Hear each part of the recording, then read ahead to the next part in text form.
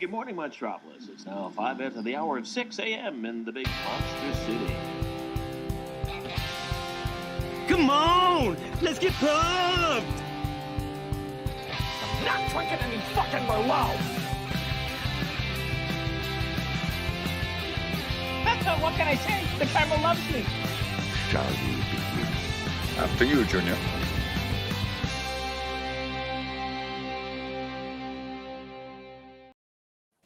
Hello, everybody. Welcome back to Logged It, episode numero 5. There's been 5 of these already, so woohoo. We are tonight, main topic, movies about families. Because when Kaleb Boatman and I sat down and said, what should the topics be? We were trying to think of stuff for Fast 9, and he said, I got it. Movies about families. Genius. So that's what we're doing tonight. We got a good panel here. I'm surrounded by my mortal enemies. And it's scary. I'm just kidding. They're all fine people. We're going to start with Kaleb Boatman. Kaleb, hello. Again. Hi. Welcome. Hi. How are you? I'm good. I just got back from seeing Sparks Brothers, and movie's great. And you can guess what band I was listening to on the way home now, because that band rocks. Yeah, I have not seen that yet, but I would like to. We have Mr. Holtzman, who has seen that movie like 17 times. Mr. Holtzman, how are you this evening?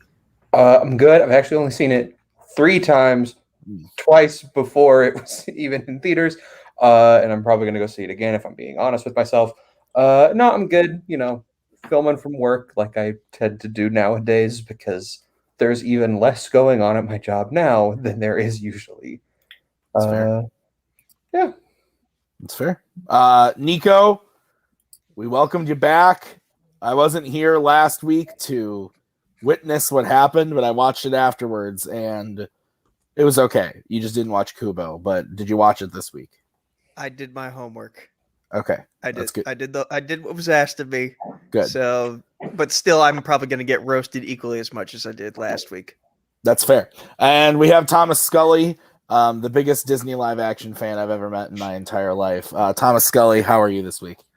How dare you say that when Cameron Holtzman is in the same call as I'm doing good. I just came back from my living room where I was watching Thor Ragnarok. Fun, good times, just swell times. Great movie. I love that movie. Okay, well, welcome to the show, everybody. Like I said in the post, big announcement that we have that's overall Multiplex related. So not just for this show, but Multiplex in general. You want to check out at the end of the night. So stick around. We're going to talk about it at the end. Very important.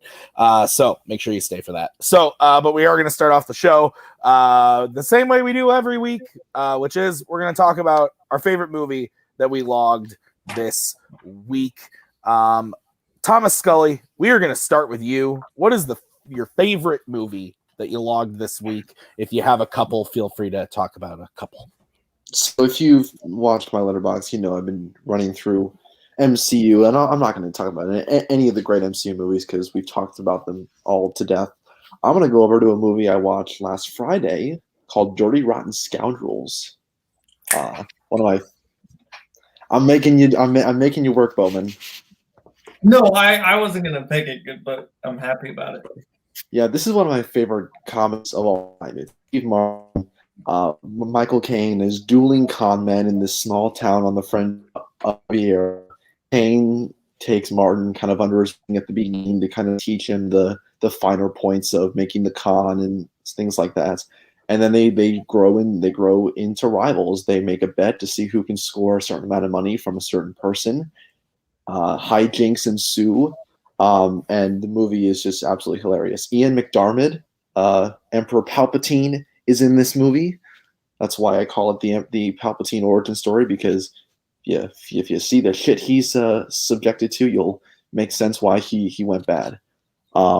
But again, yeah, this movie is hilarious. The way that the Caine and Martin have this kind of chemistry between each other, how they kind of go back and forth between the funny man and the straight man. Because like at the beginning, Martin is very much the funny guy, and Caine is the straight man. But as the movie goes on, we see Kane become more of the funny guy and Steve Martin as the straight man. So it's really fun. It's really fun to see those two actors who are known for such different kinds of filmographies play with, being the funny guy and being the straight guy, in back-to-back scenes. So I highly recommend this for anyone who hasn't seen it. It's a great 80s comedy, timeless in my opinion, ages perfectly. So without a doubt, one of my favorites, one of my favorite comedies of all time. Yeah, I haven't seen this, but I've heard really good things. I believe Cody and Boatman have both recommended it to me as something I would probably really like. So it's been in the watch list for a while. I plan on watching it. Nico, have you seen this?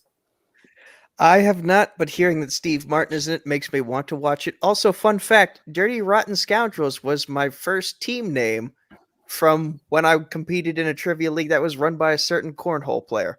But you haven't seen the movie. Have not seen it. You are an enigma. Okay, we're going to go over to Holtzman. Holtzman, have you seen this movie? I have. I actually watched it because around Christmas, some of us did like a secret Santa, but with movies where we all gave each other movies to watch. And this was the movie that Scully gave me to watch.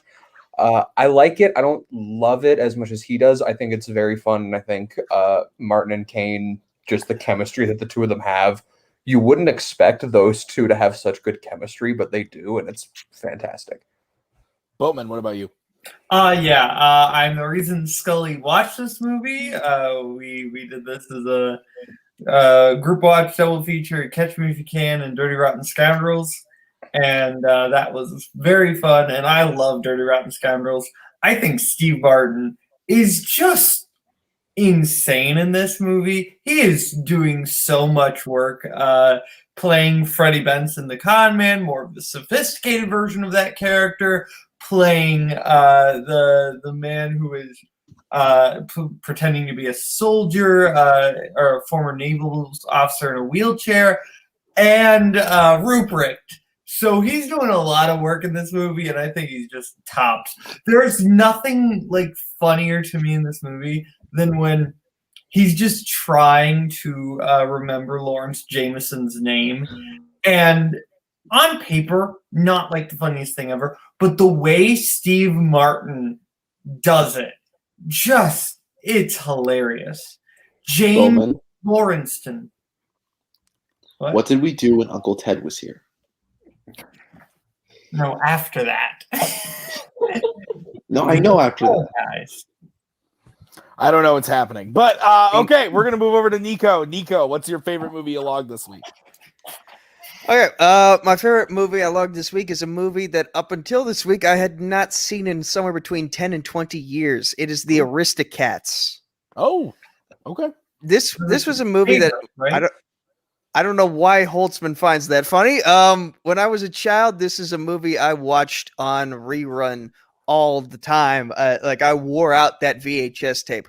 But as you grow older, you tend to move on to other things. And this movie was one of those things that got left in the dust. So I decided it's finally time for me to see it as an adult. And does it still hold up? And entertainment wise, yes, it does hold up very much. It is still just as fun as it was when I was a child. The things that you can tell, though, that the warning that Disney Plus puts at the beginning is justified, though, because seeing a Chinese cat playing literal chopsticks on a piano is kind of jarring. But still, the movie itself is very entertaining, and I'm glad I rewatched it. And I've put all my fears to bed of am I still looking at this through the rose-tinted glasses of a child? I can now say through the eyes of an adult, it is still good, or at least still entertaining. I don't hate this movie. It's not great, but I don't think it's a complete trash pile. To me, it's low tier Disney, but if it's like a childhood favorite of yours, makes sense why you still like it. There's lots of movies that I watched as a kid that I loved that are probably terrible. I mean, look at Boatman. He talks about Cheaper by the Dozen. I'm just kidding. But I'm kidding. But there's tons of movies like that for a lot of people. So if this is one of them for you, cool. But I didn't watch it a lot as a kid. Maybe once or twice. We had the VHS, but yeah. So I'm kind of indifferent about it. I don't love it. I don't hate it. It's just kind of there in the Disney world for me. Scully, Aristocats. Yeah, it's fun. I think it's the Disney movie is the most forgettable. Yeah, you have all these different weird cat characters with French names that I bet just took a little Scrabble bag and just pulled out random letters and arranged them and formed weird names. So yeah, the film's fine. There's really not too special about it. I think the music is okay. I will agree with Cody. Edgar is kind of justified. I don't entirely blame him for what he does, because that old lady, little gone in the head. So yeah, it's fine. It's forgettable. Doesn't do anything insulting besides the one obvious oof. But in the terms of Disney oofs, it doesn't rank that high in terms of like all the Disney oofs that there have been. Holtzman, what's worse, this movie for you or the other one about cats? Oh, well, the other one about cats is definitely worse, but I think this movie's just so uninteresting, I guess would be the word. Like, I don't think it's terrible. It just, like, I don't care about this movie. Like, I watched it. I know I've seen it. I can't even remember if I enjoyed it or not. I can't be too harsh about this movie because my girlfriend loves this movie, but it ain't for me. It's fair. Boatman, what about you? Yeah, I think this is low tier Disney. This is one that I rewatched like a year ago and was like, this is awful. And then I rewatched it recently and was like, this is still not good, but it's not as quite as bad as I remembered it being. But it's still ultimately like beyond the stuff that doesn't hold up, it's ultimately just like kind of a boring movie. And that's the biggest problem. I just think not a lot actually happens. And I don't think any of the characters are that spectacular. How do you feel about Chris Diaz calling out Chicken Little? I mean, I'll admit Chicken Little is bad. I enjoy that movie, but I'm not going to say anyone is incorrect for saying it's bad. I would watch Chicken Little again before I watch Aristocats. Yeah. To be honest. This is true. That's fair. All right. Holtzman, we move on to you. Your pick. Yeah, I'm going to briefly talk about two because I watched a lot of good movies this week. First off, I'm going to very briefly, this isn't one of my two mentioned. I rewatched Love, Simon, one of my favorite movies. If you want to see me talk about that, watch the YLS Top 100 series because it's in there. But I rewatched The Sparks Brothers. I got to see it in the theater for the first time.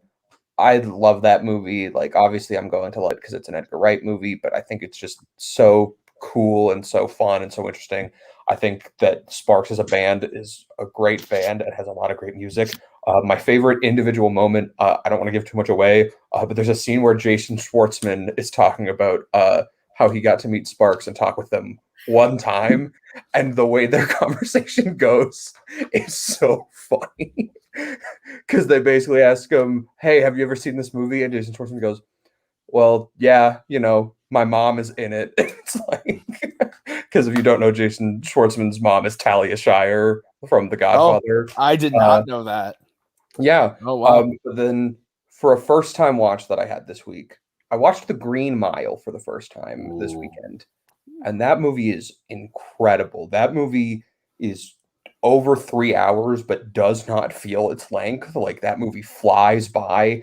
I think Michael Clark Duncan not winning an Oscar for that performance is insane. I know I haven't seen Michael Caine in The Cider House Rules, but I don't think I need to. I think this performance is incredible. I think Tom Hanks is great. The scene where the execution goes wrong is so hard to watch, but also like you can't take your eyes off of it. It's incredible. Just a fantastic movie all around. I'd been meaning to get to it for a while, and then I was like, hey, I have nothing going on and I have 3 hours. Let's watch The Green Mile. Yeah, I haven't seen the Sparks Brothers. Like I said, I want to see it, but I haven't gotten to it yet. but I love The Green Mile. I've only seen it once, but I loved it when I saw it. I saw it right after I saw Shawshank for the first time, so I watched them pretty close back to back, and I think I still take Shawshank over this movie, but to me, it's like I'm a weirdo and I don't do half stars, so it's like Shawshank's a 5, Green Mile's a 4. They're very close. I could see Green Mile going up to a 5 on repeat viewings. Michael Clark Duncan is great. Tom Hanks is great. Boatman's boy Sam Rockwell is really, really good in the movie. It's another really like just. I think for me, it gets a little weird with like I don't want to spoil too much, but there's like if somebody hasn't seen it, but there's like a whole thing about Michael Clark Duncan's character that kind of took me back the first time just because I didn't know what it was coming. But then once you kind of accept that, I think the movie works really well. I really like it. So Scully, have you seen The Green Mile? I have. It's been a while since I've seen it, but I think it's fantastic. I agree that Michael Clark Duncan should have an Oscar for that film. So it's unfortunate that he didn't win for that year. But yeah, all the performances are really good. The story, like Holtzman said, it just flies by. Like it feels like the shortest 3-hour movie you will ever watch. And I think that's just a testament to how well it's made. Normally when you have movies that are 3 hours long, you feel the length at some point. In Green Mile, you really never feel that length throughout the film. You just have a good time watching it. You're so transfixed by all the performances and what you're watching that you forget that this is a long ass movie. So this movie is fantastic. I really enjoy it. It's probably due for a rewatch for me. Nico, have you seen this? I have not, but Michael Clark Duncan is a phenomenal actor, so it's probably time I gave this movie a shot. Yeah, Boatman, what about you? I love this film. Some people have called this better than Shawshank, and while I don't necessarily agree with that opinion, I can see how they got there because it's an incredible movie. Obviously, I like Sam Rockwell, but like to me, the highlights of this movie is Michael Clark Duncan, who is just incredible. But Percy is just one of the most hateable characters in like all of movies. That guy is the absolute worst. Yeah. All right. I'm gonna go next. This is tough. I watched a lot of trivia stuff this week. So I'm trying to decide between two, and one is a nostalgia pick and one is a new pick. Holtzman, should I go for nostalgia or new? Why not both? Bring them both up. All right, I'll bring them both up. The new one I watched was probably a lot of people watched was Luca. I actually came late to it. Not actually. I watched it yesterday. I had plans to watch it on Friday when it dropped. Other stuff got in the way. So I didn't get to watch it till yesterday. So I'd seen a lot of reviews, either kind of middling or just like, yeah, it was good. I didn't see anything that was like, oh my God, it's amazing. I didn't see anything that was terrible. And I feel kind of the same way. I thought it was good. I enjoyed it. I thought the animation obviously is beautiful. I liked most of the characters. I really want to give it another watch because it seems like the type of movie that like you'll just grow with the characters a lot upon revisiting it.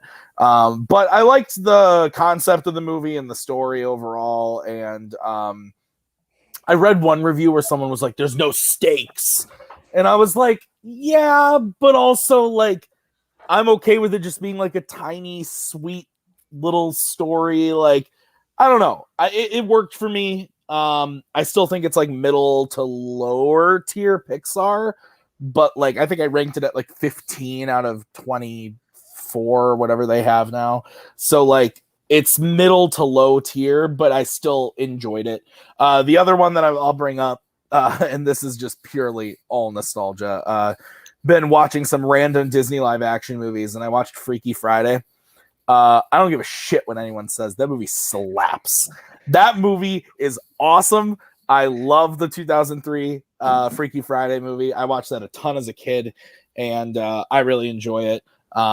I think Jamie Lee Curtis is great. And then we talked about this the other night. Is it Mark Harmon the Mark NCIS guy. Harmon. Love him in the movie too, and I like the grandpa thinking that the world is that there's earthquakes all the time. It's fucking hilarious. I like the movie a lot. It gets a little weird and creepy when you realize that like Chad Michael Murray is like a, I don't know, like at least an 18-year-old like hitting on a 15-year-old, and then he wants to like, and then he like wants to bone the mom, and like it's that stuff gets a little weird, but overall I really enjoy the movie. I think it's got a lot of heart, and I think it's a fun time. So Scully, I know you've seen Freaky Friday. Don't know if you watched Luca. Tell me about it. So I'm stuck at like the 40-minute mark of Luca. I've tried a couple times to like watch it all the way through, and like I keep getting interrupted, but at some point this week I will sit down and watch the rest of it. Of what I watched so far, I really enjoyed so far. It seems like one of those just simple friendship movies that really don't need a lot of stakes, don't need a lot of stuff in it, which I enjoy. It's nice to see Pixar kind of taking that kind of direction with it. I think that every now and then, Pixar dips into these simpler stories that, don't blow you away, don't really disappoint you. They're just there, they just exist, and they're just really good movies.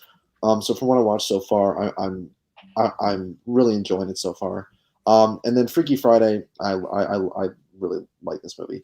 I watched it I think a couple months ago. It's not like high tier Disney live action. It's more middle tier, but it's still a great movie. Lindsay Lohan is just so good. I think she, especially in like those early mid 2000s, just captures that rebellious teenager character so well. I just think this movie is kind of that little perfect time capsule of the early mid 2000s. Just that whole era is kind of perfectly encapsulated in this film. I think Jamie Lee Curtis and Mark Harmon are both great. The crazy grandpa who thinks there's earthquakes everywhere is hysterical. The music in this is also really, really good. It's what makes this such, I think, one of those quintessential teen movies of that era. The music really drives it home about, like how 2000s this film is. The music's great, the acting's great, and it does get kind of oof when you see, what Jake does throughout the film. But I don't really care that much, but this movie's awesome. Yeah. Nico, Freaky Friday and Luca. So have not gotten to Luca yet. My family wants to watch it with me together. We're very Italian, if you haven't noticed by my last name. So it's like we're kind of excited. we're excited to watch a Pixar movie set in Italy. But I'll keep you posted on that front. As for Freaky Friday, I saw this movie in the theater, and I do recall enjoying it, but I haven't rewatched it. I have this weird thing about I always get uncomfortable watching movies and TV episodes where characters swap brains with each other and have to live each other's lives. I don't know. It's a weird thing with me. But Jamie Lee Curtis is amazing in anything you have her do. And Lindsay Lohan pre-Meltdown was also really good. Yeah, great movie. All right, Holtzman. Yeah, I have not seen Luca yet. I like it's a movie that just like has not really gotten my interest yet. Like I don't feel like I'm going to watch it at some point, but I'm not like in any sort of hurry to see it. Freaky Friday, I quite enjoy. I think Jamie Lee Curtis is so good in that movie. She is doing so much, and it's incredible. I think Lindsay Lohan is good. I think the soundtrack is fantastic. It's not my favorite version of the Freaky Friday story because you don't know what I'm going to say. Maybe I'm going to say 2020's Freaky. You don't know what I'm going to do. But also the Disney Channel movie that 2018 DCOM of Freaky Friday is also quite enjoyable. But no, I like this movie. It's good. What's he gonna say? You can just say it now, Bowen. The Disney Channel version. I said that before you could write it down. Well, I still. All right, Boatman, Freaky. And we lost Nico. Freaky Friday and Luca. Haven't seen Luca yet. I think Freaky Friday is so underappreciated. That movie's just legitimately funny, and the soundtrack slaps. I wanna grow up, don't wanna grow up. Hey, take me away. Just very fun. And I think Jamie Lee Curtis and Lindsay Lohan are both legitimately like super funny. And I want to like I feel like Lindsay Lohan like was just so funny, and I feel like there's potential for a resurgence of Lindsay Lohan because I think she was a legitimately talented comedic actress, and I just want Jamie Lee Curtis back in things again because she's just an incredibly funny lady. Have you seen 2018's Halloween? Okay, but like in comedies. Have you seen Knives Out? Sure, you're right. All right, Boatman, we go to you now for your. My pick is an '80s Paul Newman movie called "Absence of Malice." This is a kind of a journalism thriller centered around a reporter who gets kind of not an anonymous, but a tip from a police investigator about the investigation of this one guy who actually seems pretty innocent, but she files a report and it kind of starts to ruin his life, the guy being played by Paul Newman. And the direction that it goes from there is so interesting and really well done that I don't want to say anymore. Just check this movie out. It's Sally Field and Paul Newman, directed by Sidney Pollack. And it's just a fantastic thriller. Everyone in this movie is incredible. Wilford Brimley shows up for one scene and he steals the movie. Fantastic. I have not seen this, but I'm sold on the pitch. Scully. Boatman literally was talking to me about this film either last night or the night before. But I've quickly become a very big Paul Newman fan. I watched a few of his movies a couple months ago, both The Hustler and Kool and Luke. I loved his performance in both of those films. And of course, I love him in Road to Perdition because it's one of my favorite DC films because he is fantastic in that film. But I'm definitely going to check this one out because when Bowman recommends me a movie, I watch it, and more often than not, I love it. So definitely going to check this one out. Nico Holtzman, have either of you seen this? No. Nope. Okay, we'll move on to the next thing. We're moving on to our least favorite movie that we logged this week. Now there's some options for me. Mr. Scully, we're going to start with you. Your least favorite movie that you logged this week. It's really not a contest. It's Artemis Fowl. Oh, buddy. Holy shit. Holy shit, this movie's awful. So, if you didn't know before, the Artemis Fowl is a collection of young adult novels that are like if an Irish writer wrote their own version of the Wizarding World, essentially. I think that's how best to plainly describe it. Because you have dwarves, you have elves, you have all these magical people in this underground world. The movie's an hour and 35 minutes long. How the hell do you think you're going to get an adequate story in just 90 minutes? That's problem number one.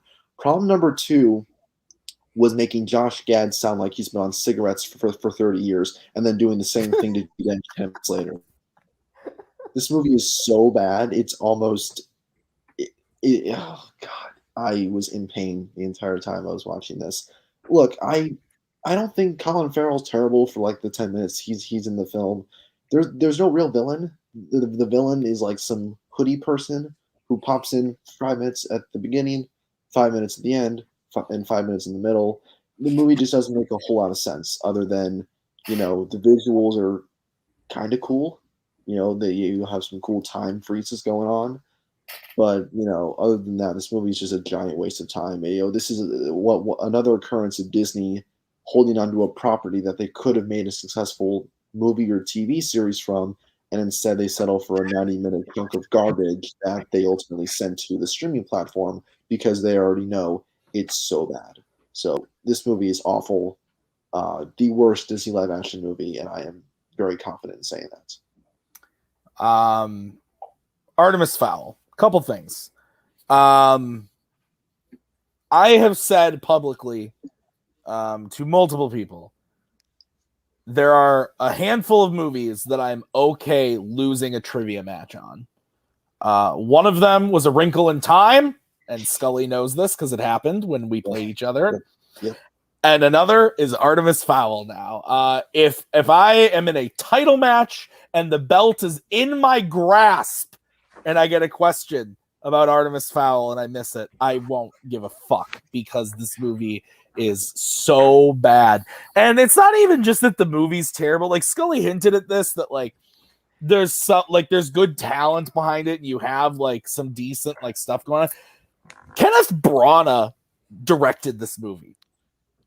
And it's like, what? How is that humanly possible? You can't tell. I remember when this came out, and to be fair, they were going to release this thing in theaters. If COVID hadn't happened, we would have seen this in theaters Memorial Day weekend of 2020. It would have happened. It still would have been a bomb. It would have been a huge bomb. Nobody would have seen it. It would have still gotten the terrible reviews, but we would have seen it then. But instead, they realized, ooh, this thing sucks, and we're in the middle of a pandemic. Let's dump it on Disney Plus and see if we can bump those numbers. It's awful. I remember watching it with Maggie and being just utterly confused. And she fell asleep about 45 minutes into it and then woke up when it was ending and was just like so confused. And she's like, what happened? And I said, I don't know. I've been watching the movie the whole time. Couldn't tell you anything. I don't know what the fuck is going on. It's so awful. Please, dear God, unless you're a freak like me and Scully that you feel the need to have seen every Fandom movie, Fandom players, don't watch this movie. It's terrible. It's so bad. I think I agree with you. I need to look at my list, but I think I agree with you on it being the worst Disney live action movie. I would have to check if I have anything lower, but it's got to be the bottom of my list. I'd be shocked if it wasn't. Nico, did you watch this? Did you suffer through this? So here's the thing. Have I seen it? No, I have not. Okay. But I realize I'm going to have to watch it at some point because even though you don't like it, you've still put it on the list of eligible movies for Fandom fights. This is so true. if I want to do well moving forward, I'm going to have to bite that bullet. And I am not looking forward to it whatsoever. Holtzman, I'm pretty sure you watched this. Yeah, I kind of stake part of my reputation in fandom as being the Disney live action guy, and part of that means watching a lot of these bad movies. I do not think this is the worst Disney live action movie. I do think this is the second worst Disney live action. What's the worst? The Shaggy Dog, 100%. See, I just looked. I have Shaggy Dog, Wrinkle in Time, Artemis Fowl. all three of those, I believe, are in my bottom five. So, but no, this movie is horrible. Judi Dench should have her Oscar taken away. She's horrific in this movie. Weirdly, I think like Josh Gad's voice is stupid, but I also think Josh Gad is like the only thing in this movie that like he actually knows what movie he's in and is just having some fun with it. Everyone else is trying way too hard. The third act of this movie makes no sense. I think like the house gets stuck in a time vortex or something, but I could be wrong about this. Time freeze. Like they start floating around. Like this movie makes no sense, and they have like elf police, and it's just awful. If I'm remembering correctly, there's not even a plot. Like they literally like his dad's missing. The dad gets kidnapped. His dad's and they're not like, missing anymore. Oh, you need to find the thing, and then when there's 5 minutes left in the movie, they find the thing and it ends. If I'm remembering that correctly, that's like pretty much how it goes. I could probably read through the Wikipedia plot summary and forget everything I read by the time I'm done reading it. Boatman, did you watch this? I doubt it. No. Okay, fair enough. Nico, we're gonna go over to you. Worst movie or your least favorite movie you logged this week.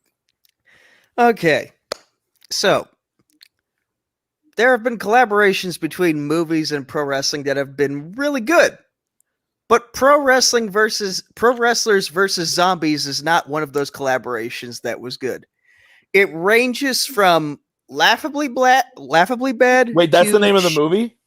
Yes, pro wrestlers versus zombies. Thank you for asking that question, Tim, because I was wondering the exact. I genuinely didn't know. Go ahead. Sorry. See, I saw him log it, and I wasn't even sure. Coincidentally, there was a match just a few months ago in the WWE that had zombies in it because of Batista's new movie. They were trying to co-promote it, but that's beside the point. Anyway, pro wrestlers versus zombies. Stupid plot. It ranges from laughably bad to shitty bad, depending on what parts of the movie you talk about. The laughably bad, Kurt Angle has a zombie in an ankle lock and then rips the leg off of the zombie and whacks him in the head with it. And also Matt Hardy just like whacking zombies left and right with a tray that's just randomly there. But then you get to like the just plain bad stuff. There's a lot of toxic masculinity, even some toxic feminism in there. Basically Shane Douglas murdered a guy because the guy slept with his girlfriend, and then the brother of the guy he murdered, who by the way has a dubbed voice by an Irish guy for some reason that's never really explained, basically decides to eat the heart of a random nurse from a hospital and then channel the power of the undead and just unleashes a zombie army to murder Shane Douglas for murdering his brother. And Rowdy Roddy Piper, who you may remember from They Live, is in it. And for some reason, he's he's good in it, but it's a terrible movie. So it's like, good for you for being good in this horrible ass film. I basically just spoiled the plot so you wouldn't have to waste your time watching it. Nico, I'm on Letterboxd, on the Logged It Letterboxd right now, looking at this movie. 262 people have watched this movie on Letterboxd, and you are one of them. So I can at least say congrats to you for being part of that. This looks awful. This sounds terrible. I have zero interest. I hate wrestling. I hate most zombie things because zombies are dumb, unless they're cool zombies. But these look like dumb zombies. The only wrestling makeup is terrible. Yeah, the only wrestling thing I liked was Fighting with My Family. That was a good movie, but otherwise, I'm not a fan. So this does not seem for me, and it seems like it wasn't even good enough for Sir Rigoli. Has anyone else seen this? I wish we lived in 5 minutes ago where I wasn't aware of this. Here's the thing. I set the bar low with Artemis Fowl, and yet here comes Nico limbo dancing with the devil. That's how low the bar is now. That's funny. So good for you, Nico. You found a movie that may be worse than Artemis Fowl. All right. Well, Holtzman, your least favorite movie you logged this week? I'm going to go back just ever so slightly more than a week so that I can talk about my double feature I did last weekend, where in preparation for a certain match that has not yet come out, I was watching through some DC movies. Oh, yeah. And I think what better way to spend my Sunday than my double featuring Catwoman and Supergirl. I could have helped you because I'm insane. Yeah. I'll start by talking about Supergirl because it's, I think, slightly better. Probably only just because I watched it after Catwoman and my expectations were on the floor. I think they're both horrific, but Supergirl, I don't even I couldn't. There's an Omegahedron. And there's a witch, and she curses a man to fall in love with her, but then he actually falls in love with Supergirl. And then she gets her name from looking at a poster in the office of General Charles Lee. It's just all this so stupid and bad. But then Catwoman is just horrific. It's one of the worst edited movies I've ever seen. Everything has like a weird greenish tint on it. The costume design is horrific and looks terrible. Halle Berry is atrocious in it. Frances Conroy is atrocious in it. The basketball scene is... I used to think it was laughably bad, but watching it in context, I couldn't even laugh. I just felt sad and wanted it to be over. And then the evil villain's plot is evil moisturizer, because of course it is. Yep. Like, what are we doing? P-Toff, why? P-Toff. No, I had a rough Sunday there. Yeah, I think it was the first episode of Logged It. I used Supergirl as my least favorite. It was either the first or second episode. To me, Supergirl is the worst DC movie. It might be one of the worst fandom movies in general. And I will watch Catwoman over Supergirl any day of the week because it is 20 minutes shorter. Simply because of that. And also, both of these movies do a thing that I hate. And it's like there's like a boardroom of like men in suits sitting around the table, and they're like, all right, we're gonna make a Catwoman movie. Oh, we can't get Michelle Pfeiffer back? Okay. What how about we cast Halle Berry? Oh, okay. Oh, you don't want her to be Selena Kyle? Let's Patience Phillips. And they do the same thing with Supergirl. They do the same thing.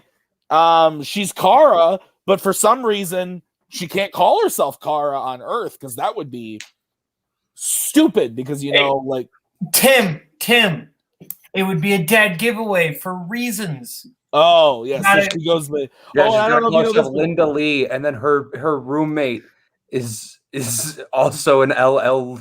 I can't remember her name. It's Lana Lane. Linda. No, it's something Lane. Yeah, I don't. She's remember. Linda Lee, and then her roommate is like. I'm gonna look this up, but they're like both LL names. The movie is nothing but L's. Lucy. It's Lucy Lane and Linda Lee, and they are roommates. The movie's nothing but L's. It also she's blonde, but then when she's Linda, she's a brunette. And I said this a couple of weeks ago when I talked about the movie, but it's worth repeating. The whole plot of the movie is that the Omega Hedron has fallen to Earth, and she needs to go get it, or else her world and her people will suffer and die. And Argo City. And she gets to Earth, and instead of finding the Omega Hedron to save her people, she goes to school.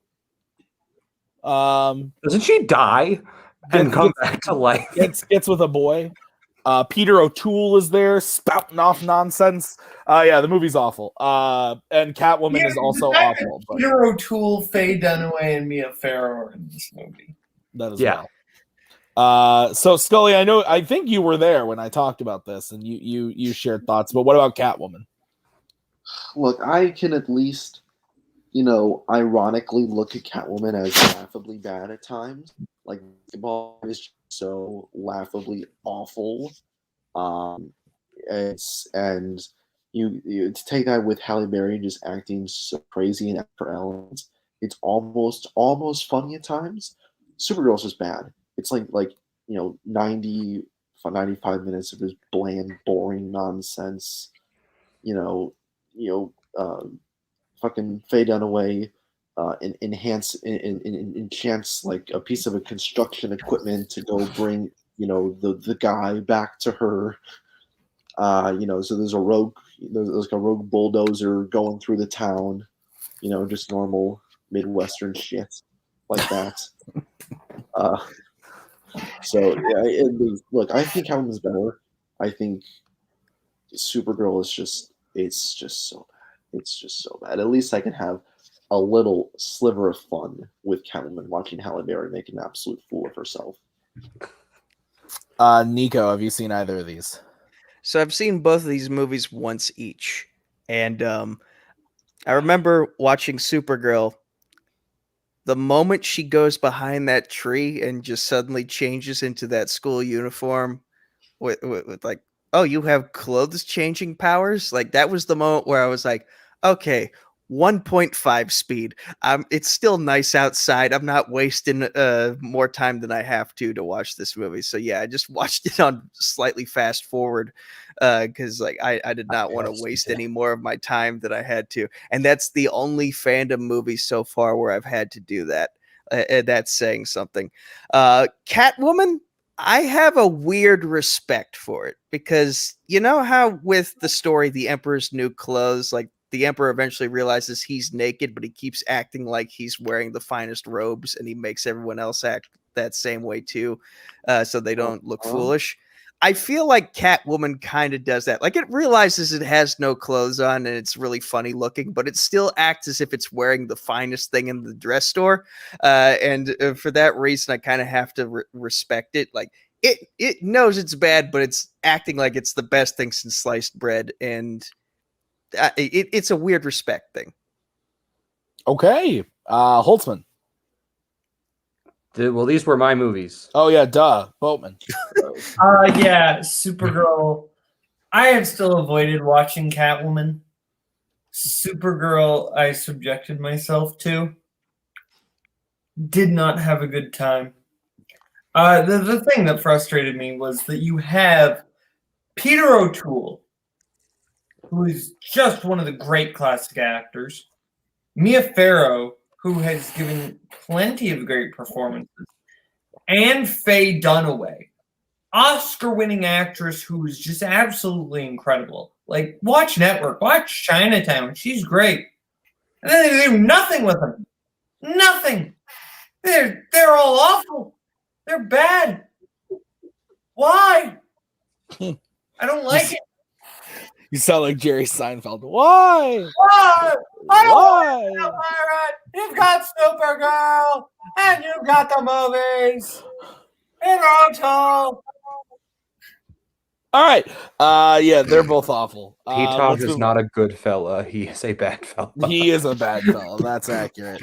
Okay, we'll move over to me. Worst thing. Oh man, this is tough. I could piss some people off, or I could have a little fun. I thought you know what? I will do both. Thank you, Nico.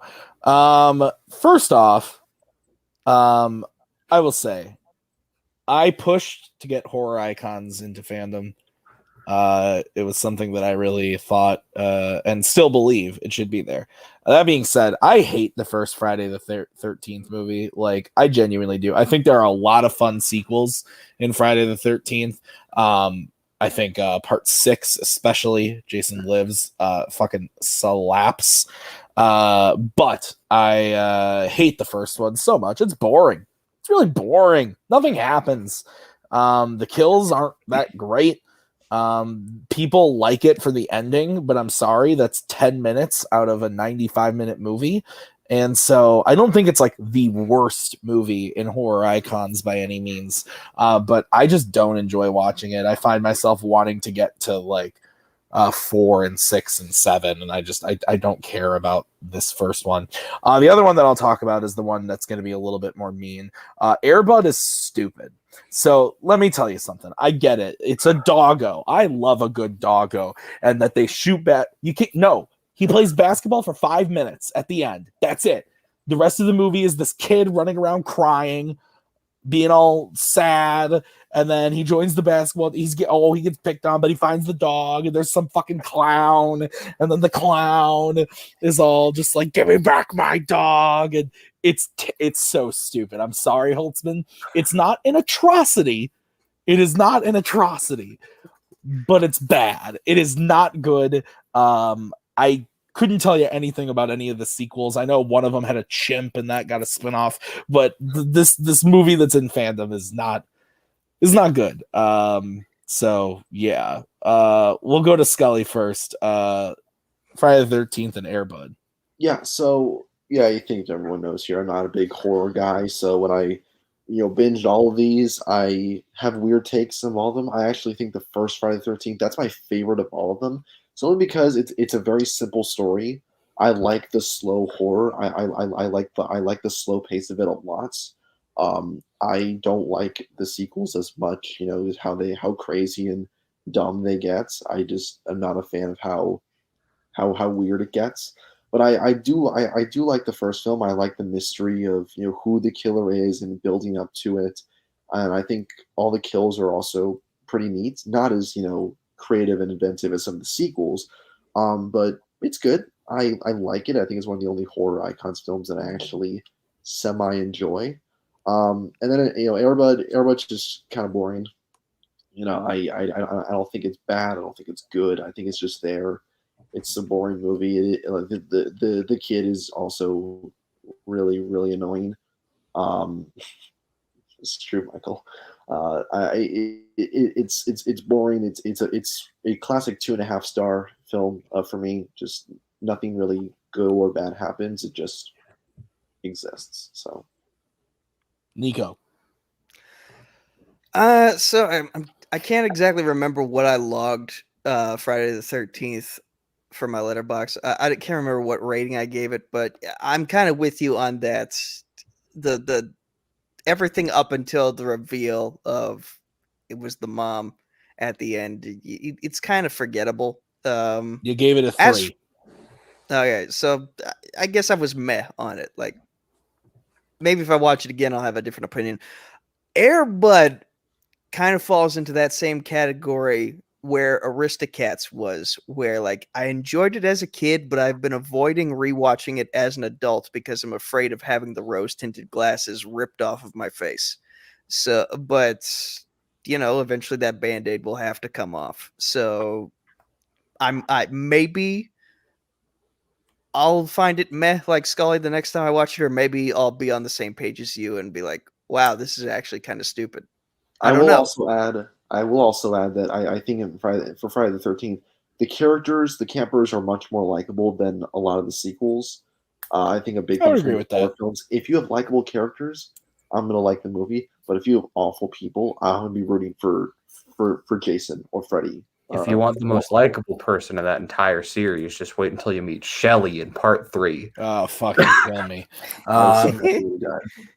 I would have brought that one up if I had watched it this week. Holtzman, you can yell at me now about Air Bud. Okay, I'll start with Friday the 13th. I hate this movie. I hate all of these movies. Horror ain't my thing. Slashers, I think, are like one of those genres that I just really don't care about because it's like, yes, a guy with a knife and he's gonna stab a bunch of people. And like the first Friday the 13th, like I think it's just boring. I think the Kevin Bacon kill is really cool and really well done, but other than that, I really don't care for this. I also think that like the very final moment of it where she's out in the lake and it's like, Jason drags her into the water. And then it's like, oh, that's a dream. And then they made 10 more movies based on that dream and keep doing that is just the worst. I hate this franchise.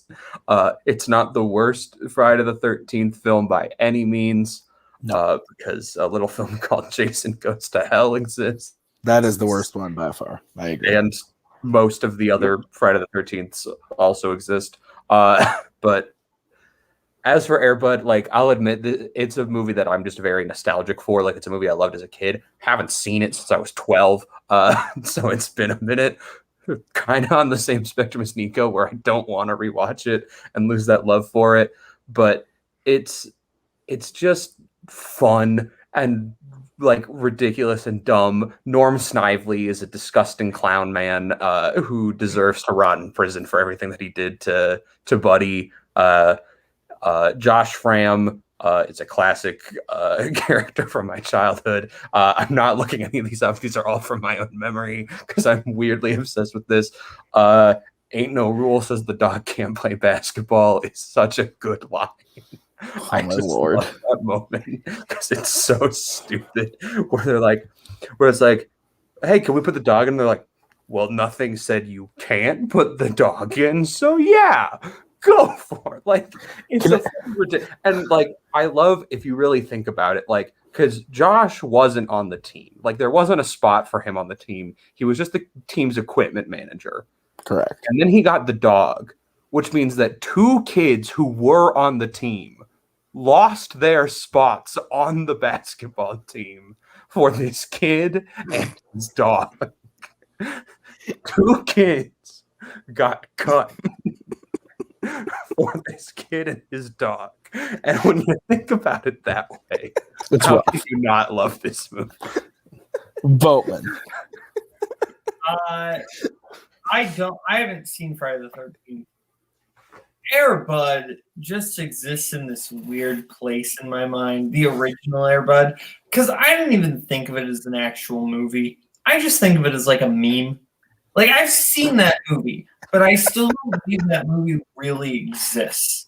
I think it's just kind of like, oh, the dog, there's nothing in the rule book that says the dog can't play basketball. Cool, basketball dog. The real true treasure trove is when you get into the sequels and the spin-offs. Then you get the Air Buddies, which is a movie I was obsessed with as a child, with the characters of Rosebud, B-Dog, Mudbud, and Butterball. No, I did not look that up. That is all from memory. Well, without looking it up, I can name you every film in the Air Bud franchise. Don't. The best of that franchise is Space Buddies. Snow Buddies also acceptable answer. Dylan Sprouse plays a husky. Named Shasta. Next question.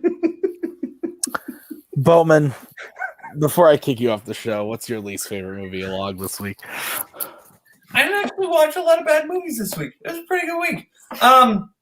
Probably the worst one I watched this week was Mars Attacks, which I didn't technically watch this week, but I logged it this week, so boom, loophole. I watched it like last Sunday. It's just a weird movie. I wouldn't even really call it a bad movie, but I wouldn't call it a good movie either. It's kind of just Tim Burton saying, hey, I hate everyone, and we're all going to die. And that's life, but also this is also still a movie, so we have to have a third act save, but it's Tim Burton's angriest movie, which makes it interesting at the very least, but it's just a little too weird.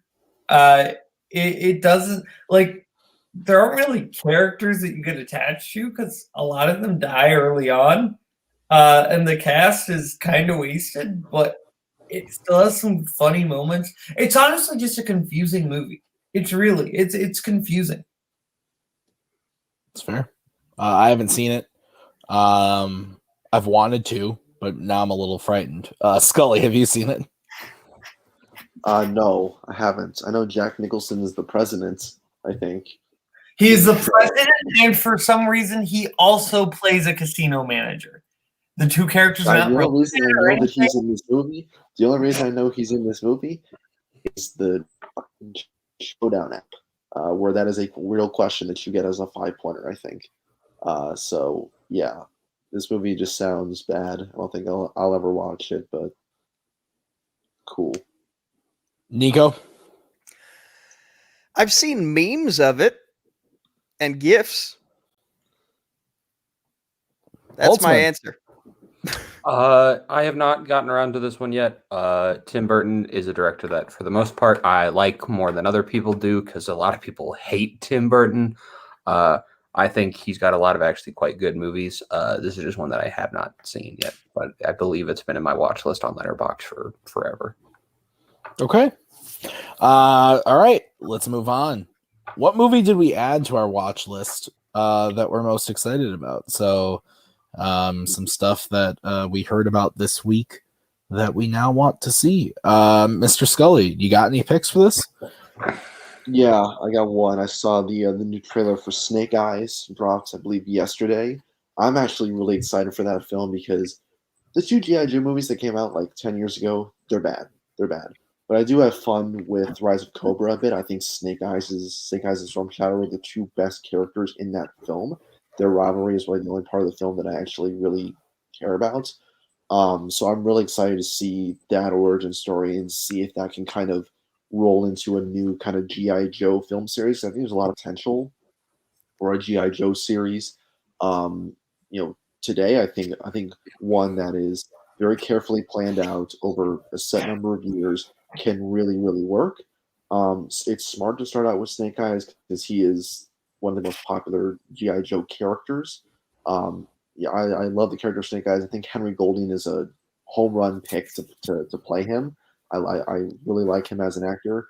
So I'm really excited to see the Snake Eyes movie and to see just what kind of movie that is going to be. Because I'm still kind of curious as to what direction they're going to go with it.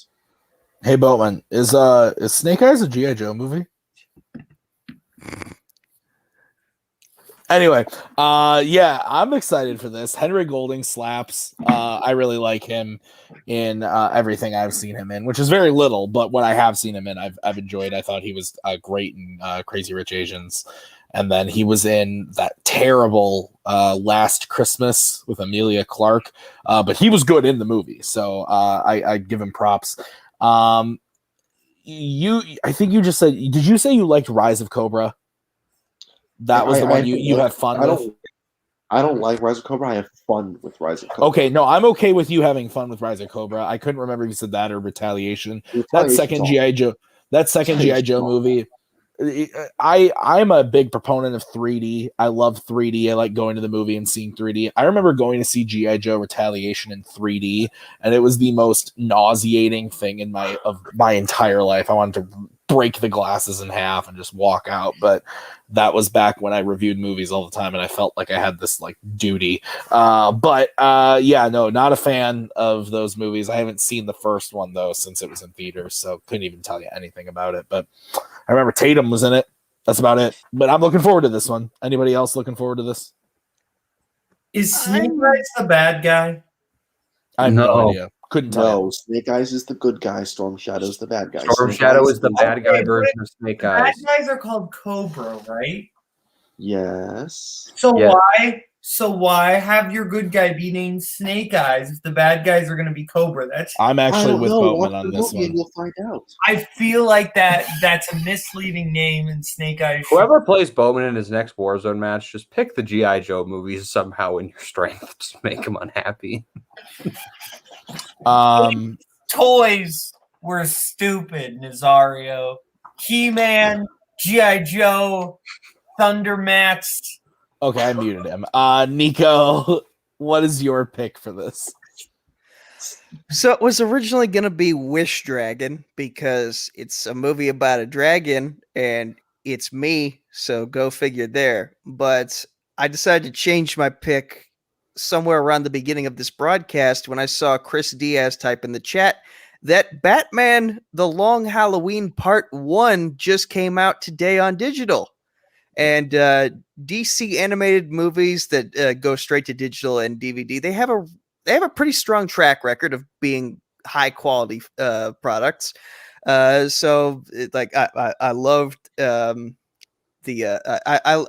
watch all the animated movies like as soon as they come out, yeah, I'm excited to check it out. Like I know this one has Calendar Man. Basically the plot is Calendar Man, like he commits all his crimes on holidays. And you know, this is part one of a 2-part thing, but the next part is supposed to come out late July. August it comes out. Really? Because Wikipedia said July for some reason. I think it's digital July, physical August. Okay, well, I always go digital. Today was yeah, physical. I'm actually probably gonna buy this on iTunes as soon as we're done here and watch it. Nico actually took my pick. This was my pick as well. I bought this on Blu-ray today. It came out on Blu-ray today, and I bought it at Best Buy. I'm very excited to watch it. Like Nico, I watch all the DC animated movies, and like Kelly, I hope it's pretty good. I'm very excited to watch it. I didn't hate Hush, but there's been a couple recently that haven't been. I didn't love Soul of the Dragon. I liked the idea of it more than I liked it. But it was fun. Yeah, it was fun. It was fun enough. The one that I've actually liked the most recently was the Deathstroke one. I thought was pretty good. So I'm excited to watch this one. I'm looking forward to it. Does anybody else care about these DC animated movies? Yeah, I need to watch a lot of these, like especially the Batman anime ones, because I've seen I've seen the Killing Joke. I watched that a couple years ago and I enjoyed that one. And I've seen I love Mask of the Phantasm, so I need to get more into these DC animated films because I do think I would like a lot of them. So I think eventually I will check this one out. Okay. Holtzman, your pick. For the question, Yes. yeah. So I very rarely will add things to my watch list. So we're talking about one of the 2 movies that I added this week, which is an upcoming film. They just released another trailer for it this morning, and that's 2021's Annette with Marion Cotillard and Adam Driver. Oh. This movie, and Boatman knows exactly why I am very excited for this movie. This movie is written by 2 guys named Ron Mail and Russell Mail, who are also known as Sparks, aka the Sparks Brothers. But no, they wrote this movie a while ago, and then they found a French director named Leo Carax to pick it up. And basically, it's Adam Driver is playing this like stand-up comedian, and his wife, played by Marion Cotillard, is like a world famous like opera singer. And then the 2 of them have a child who was born with like special abilities. Basically, there's not a ton about this movie that's like super known. It looks really fantastic. It's premiering at Cannes soon, and then it comes out in August on Prime. I'm very excited to see it. It looks really, really interesting. The main theme has been released, which is performed by Sparks with Adam Driver and Marion Cotillard, and it sounds fantastic. Just like from the trailers, this movie looks absolutely insane and incredible, and Sparks is attached. So yeah. Yeah, that sounds great. I hadn't heard anything about this. I love Adam Driver, so I'm gonna watch anything he's in. So I'll definitely watch this. Anyone else? Yeah, I watched the trailer for this morning. I had no idea. I really didn't know what the fuck I was watching. It feels like the most Cannes film ever. Like, just super weird, super obscure, a lot of loose ends. But I really in it. Marion Cotillard looks really good. I might check it out. It seems kind of like a mindfuck. And it also features The Big Bang Theory's Simon Helberg. Oh, I'm in. I was going to say that'll get if Tim wasn't in before. No, get me. Boatman, you got a pick? Oh yeah, my pick is a film from 1980 called Brubaker, starring Robert Redford, directed by Stuart Rosenberg, probably best known for the film Cool Hand Luke, which is why I found out about it. And the premise just intrigues me. It's about a new warden that goes undercover as an inmate in a prison and then like works to expose the corruption that he sees as an inmate. So I think that's just a really neat premise. I like Robert Redford, and Stuart Rosenberg has proven he can do a good prison movie. Yeah, that sounds awesome. I'm into that. Anybody else seen this? I saw that he added it. Okay. Well, that's going to do it for this first part of the show. Thanks for sticking along. Like I said at the beginning of the show, guys, when we're all wrapping up here, we got an announcement to make, so don't go away because we will talk about that at the end. So now we are going to move on to our main topic, movies about families. So each of us are going to bring up 2 movies to add to our Letterboxd list. If you haven't gone over to Letterboxd and followed the Multiplex Logged It page, go ahead and do that. And you can find the list, and all the movies that we've talked about tonight are added on that page. So you can look there. So we're going to start with Thomas Scully. Thomas Scully, what is your first pick for movies about families? I think if you know me, you know there are a couple of family films that I just love. I've logged this one quite a bit. One of my favorite family films ever. It's sweet, very endearing, and incredibly funny. It's Cheaper by the Dozen. Hello, Bowman. No. First one is better, Holtzman. First one is better. Yeah, I've talked about this before. Steve Martin and Bonnie Hunt, have 12 kids. What's great is that each kid has kind of their own outlying personality. You have a few that are. You have one that's like. You have one that is essentially Kaleb Boatman. You have the older teenage jock. You have the teenage diva played by Hilary Duff. The jock is played by Tom Welling of Smallville. And somebody say sorry. I heard Smallville song. You just go down like as you get younger through all the kids, their personalities they're so different. That's what makes them so great. Like each kid kind of has one quintessential moment in the film where they just show who they are. And essentially the premise is, Steve Martin's character, he's a football coach. He takes his dream job, which moves his family from the middle of Illinois to Evanston, Illinois, near Chicago. So it's essentially him taking a job at like Northwestern. So and then from there, Bonnie character Kate is now a best-selling author. Books take off. So now Steve Martin's character has to be home and take care of the kids really for the first time in his life.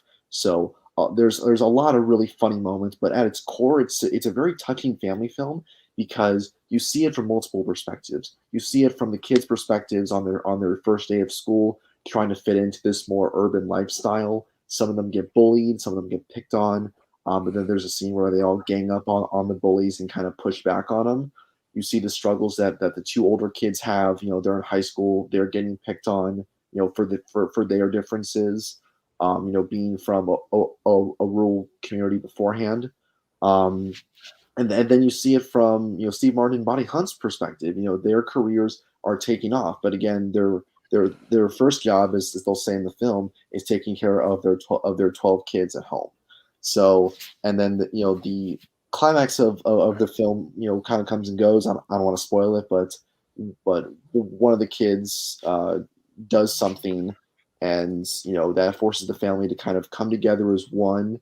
And it really reminds all of them that the most important thing for all of them is to look after each other. With such a big family, your most important thing are your brothers and your sisters and your mom and your dad. So I've loved this film ever since I first watched it as a kid. It's one of those great, just pure family films. There's a lot of comedy, a lot of great heart to it, and a great cast too. Like a lot of these younger actors you see also pop up in the mid and late 2000s as well. So if you haven't seen it, please check it out. It's on Disney Plus. But it's just one of those pure family films that I think everyone will enjoy. Yeah, I mean, I give you guys a lot of shit because you talk about it all the time, but I like this movie a lot. I saw it when it came out. I had a great time with it. I haven't seen it in probably 15 years since it came out. I watched it on DVD a lot right when it came out, and then I haven't seen it since. I watched this one and the Yours, Mine, and Ours remake a lot. Those were two that I watched often. But yeah, no, I dug it as a kid. I'm sure I would laugh at it still now. Yeah, good pick. Nico in this movie, and he's a douche. So yes, I remember the dog biting his wiener. Let's go to Nico. Nico, have you seen this? I have, but much like you, it's been at least a decade since I last saw it. So you'd think the amount of times I've been on 2X Trivia Night with Scully and he's picked that movie, I would have watched it by now just so I could be slightly prepared for a question about it. So maybe it's time I added this to the watch list too and give it another look. Boatman. It's no secret I love Cheaper by the Dozen. This movie is actually really special to me because this was one of like the first movies I could like quote, and I just like I was like 3 or 4, and I would just be like clean up on aisle 12, and I just love this movie. I love the characters in this movie. It's no secret I relate heavily to FedEx, but I think all the characters are great. I love Sarah and Lorraine and Hank. Ashton Kutcher as Hank is such a douchebag. Kate, are these oranges freshly squeezed? Because Lorraine and I are on a bit of an organic diet, and this tastes a bit like Tropicana. He's such a douchebag, and I love it. And I just love Steve Martin and everything. It's fair. Holtzman. Yeah, I also really enjoyed this movie. I rewatched this last summer, I believe, because Boatman used this as a deep cut movie in one of his title matches last year. So I watched it because of the writers. we knew Kirk didn't want to watch it, so I was the one who was like most likely to watch it to be able to write questions about it. I enjoy this movie. I think this movie would be improved if you added about 100% more Eugene Levy. Personally, I do really like the sequel. I'll admit this one's objectively the better one, but Eugene Levy is perfection. I think this movie's a lot of fun. I think the family dynamic is fantastic. Just the opening scene where they're explaining how they came about having so many kids, where it's like, well, yeah, we wanted to stop at like 7 or 8. And then we ended up having twins, and then twins again, and then we got drunk and had twins again. It's like, just like the opening of the movie fully admits that some of their kids were not had on purpose, which I think is really fun. But just it's a really enjoyable movie. It's a good family film.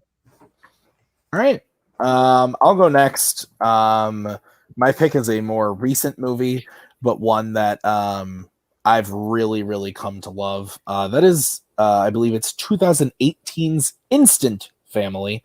I think this movie slaps. If you haven't seen it, it's fairly new. It's a few years old now, but it's a lot of fun. It's about Mark Markinson and Rose Byrne, who is just perfect in every single way. They're married and they are looking to adopt. And they end up taking home and fostering 3 kids, one of which is like the older teenager who's a little like sassy, and then a couple of younger ones. So I love the movie. We saw it because, again, I see everything, but it was one of those that we were like, oh, it's a Mark Wahlberg comedy. It's the director from Daddy's Home. Like, this probably isn't going to be anything like super great. And it's really, really great. It's heartwarming. It's got really good comedy. Octavia Spencer and is it Tig Notaro? Is that her name? Yeah. They play like the people who lead the like sessions to like teach you about fostering and stuff, and they're really great in the movie. There's just a lot of really, really good stuff in here. I think it's got a lot of good lessons, and the comedy really is just, like I said, absolutely great. This is one that, again, if you haven't seen it, I highly recommend it. This is where I think Mark Wahlberg actually like really shines, because like he's really good at being like dad when he doesn't know how to be dad and is trying to be dad. Like, that's the type of comedy like I think he can pull off better than like something like Daddy's Home, where he's just being Mark Wahlberg as a dad. You know what I mean? Like, he's actually putting in a lot of work into this one. So I really like this movie. I've seen it a few times now since it's been out, and highly recommend. Scully, have you seen this? I haven't. This one kind of flew under the radar. I kind of forgot it existed until you just brought it up now. But the way you described it, it sounds great. I think the fact that, you know, it has some good lessons in there about, you know, parenting and about, you know, being in that kind of situation is nice. Because I did not like the Daddy's Home films a lot, and the first one's good-ish. Second one, I'm not a huge fan of. So Mark Wahlberg in that kind of role kind of turns me off a little bit. But I'll give it. We can't hear you at all, Scully. You can't. Oh, Your microphone just died. You like covered up your microphone. No, you're good now. We can hear. Yep, we can hear you now. Okay. Well, as I'll just repeat most of what I said. I'll give it a view now that you've praised it so much. I didn't like the Daddy's Home films as much, just because they just didn't work that well for me. So Mark Wahlberg in that kind of role I'm skeptical of, but I'll check it out.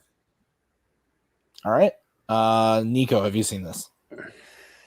I have not, and it's kind of for reasons we've already discussed. Mark Wahlberg is basically like, he has a big buyer beware sticker on him in every project he signs up to do, because you never really know if it's going to be something good or something ridiculous. And like, your validation that this is something that's it's good makes me want to see it a little bit more.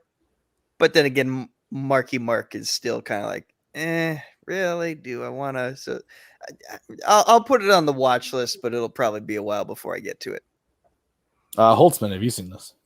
I have not. This has actually been on my watch list for a while. I went to add this to my watch list and realized it was already there. I've heard really good things about it. Never got around to it. Yeah, if you look at the director's previous filmography before this, nothing will lead you to believe this could be a good movie because he's the director of the two Daddy's Home films, Horrible Bosses 2, and That's My Boy with Andy Samberg and Adam Sandler. But no, I've heard fantastic things. I definitely want to see this. It slipped by me in 2018, and then just like there's other movies that have ended up taking precedence because when you live in a world where you do movie trivia, you rarely have time to watch movies for your own pleasure. It's fair. Boatman, have you seen this? No. Wow, I'm the only one. No, genuinely, take the time. It's a little under 2 hours, I think. Very much worth it. Okay, we will move over to Nico. What is your first pick, Nico? Okay, I'm going to actually try and go with something outside of the world of fandom for my first pick here. We're going with Warrior. Counts. On my list. Yeah, an MMA film that is surprisingly that has a really strong family story to boot. Like, how do I want to put this without spoiling things? Basically, the main family that this movie centers around has been broken up. There's been a lot of trauma and trials and tribulation in this family's past that has split them up and forced them to all go their separate ways. But an MMA tournament of all things brings this family back together and forces them to slowly resolve their issues with a lot of conflict in between. But it's basically like the sport of MMA itself is kind of like an allegory for this family is fighting through all their issues together, outside of the cage as well as inside of the cage. Plus, it's also set in Pittsburgh, or at least parts of it are set in Pittsburgh, so I have a personal bias towards it. But like, I'm trying to make sure that I keep as little information as possible in my description, because it's one of those movies that you really need to see for yourself to enjoy it to its fullest extent. Yeah, this movie's awesome. I had heard a lot about it just from like, I remember when it came out, I think it was either Jeremy Johns or Stuckman, one of those guys that I watched, really praised it. And then I didn't see it until like 2015. I found it on Blu-ray for like $5. I picked it up and Maggie and I watched it together. It's really good. I've only seen it the one time, but I loved it when I watched it. I remember it being a little long, but overall I had a great time with it. It's great. Yeah, perfect. Great choice. Scully, have you seen this? Yeah, I have. After this, the kind of started after I watched Miracle for the first time. Miracle's one of my favorite sports films. Gavin O'Connor directed it, so I immediately went to his next film, Warrior, and was really just blown away. I don't like it as much as Miracle because that movie has a special place in my heart, but I think all the performances are fantastic. Nick Nolte is he's just unbelievable. He just breaks your heart. All the performances are great. I'm not normally, intrigued by the idea of sports like MMA and UFC at like the cornerstone of a film, but this film really does it for me because I think Gavin O'Connor he takes the concept of a sports film and gives it a little bit of extra emotional flair to it, turns it out on its head, and creates something great. I have yet to see The Way Back, but I really, really want to see The Way Back because I think I'll like that as well. But Warrior is fantastic. I think that the family dynamic there made more than worthy inclusion on this list. Yeah, and I will say I love The Way Back. I fucking love that movie. A lot of people thought it was just okay. I don't know why I loved it so much. Love that movie. Definitely watch that. Holtzman, Warrior, you might have had it on your list. Yeah, this is one of the ones that I was heavily considering bringing up. I love this movie, which I think is insane for me to love it because it's a sports movie and everyone knows those aren't really my bag. But I watched this for the first time last year. I ended up watching it 3 times last year because I think this movie is just fantastic. Yeah, I'll try to say as much as I can without giving away too much. I think just like the different circumstances that the two main characters sort of come from and why they're both doing what they're doing, I think is really compelling. And then just the way it all sort of builds as time goes on up to that final fight. I think like every time I watch this movie, that final fight, the way it ends, just like has me in tears. Just the repetition of the words "I love you" just breaks me down so much. I think it's fantastic. I think this might be my favorite performance from Tom Hardy. Honestly, I think he's like so raw and unhinged and like kind of gross in this movie. Like he is just so disheveled for most of the film and is absolutely phenomenal. I think Edgerton's great. I think Frank Grillo is great. Grillo's really good. Yeah, Grillo's fantastic. But this movie, like, I cannot recommend this movie enough. It's in my top 100. Like, and when Nico brought it up, I went, yeah, you know what? I'm going to rewatch this, and I am currently downloading it onto my phone so I can watch it at work. This is your favorite Tom Hardy performance. Boatman. Despite this being a sports movie, this is a great sports movie. I love movies that basically make you attached to two characters and then say one of these two has to fail. I think that's just really like well done. And I think that Tom Hardy is giving his best performance. I think he's fantastic in this movie. I think he should have been nominated. Nick Nolte is great. The whole cast is great.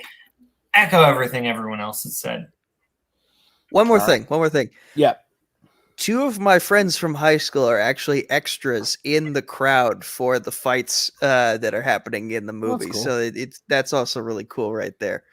Yeah, that's awesome. Boatman, what's your first pick? My first pick is I'm gonna go. I got two obvious ones circling around. I'm gonna start with the first obvious one. I'm going with a Wes Anderson movie. Okay. A movie that is in my top 10 of all time. Already typing it out. Little film called The Royal Tenenbaums. Not what I thought you were going to pick first. Maybe save that so I get 3 picks. The Royal Tenenbaums is just an incredible movie. This cast is great. The visuals are beautiful. But I just love the story and these characters. Like, that's at the core of it. I think Gene Hackman is very funny in this movie. But also, like, he is kind of a terrible dad. And but he has that emotional core where he is trying to reconnect with his kids. Ben Stiller as Chaz is my favorite thing in this movie. I think this is Ben Stiller's best performance. He should have been nominated, if I'm being honest. The way he is clearly not letting go of his wife's death and like how that has affected him and the way he treats his sons, that lingers over the whole movie. The whole cast is great. Gwyneth Paltrow is giving her best performance here. Luke Wilson is great. Angelica Houston, Bill Murray. I just think this whole movie, it captures the messiness of a family, right? That whole dynamic of, so specifically like post empty nest families, right? Where everyone feels a little awkward having to see each other again because they don't seem like they really talk that much. And I think this movie is just great. Yeah, I am not a big fan of this one. I've only seen it once. But it's low tier Wes Anderson for me. I know everybody else loves it. It's just, this one is not my cup of tea with Wes Anderson. I don't know why, but just didn't gravitate towards it when I saw it. But I will probably watch it again before French Dispatch comes out, because I will probably do a full watch of all his movies. So we'll see if I like it on rewatch. But yeah, for me, not so much.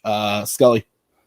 Yeah, I'm kind of a weirdo with Wes Anderson because I'm not a fan of movies like Rushmore and Moonrise Kingdom, but I do like Grand Budapest, and I do really like this film. And I think this might be, yeah, I think I like this more than Grand Budapest. Like what Bowman said, I like how it attacks the messiness of families, especially like the post empty nesters, and I can relate to that a little bit in a way that it kind of relates to my family, especially when looking at my parents and their families, how both sides are really kind of a mess, how there's a lot of friction and a lot of tension between all the different family members.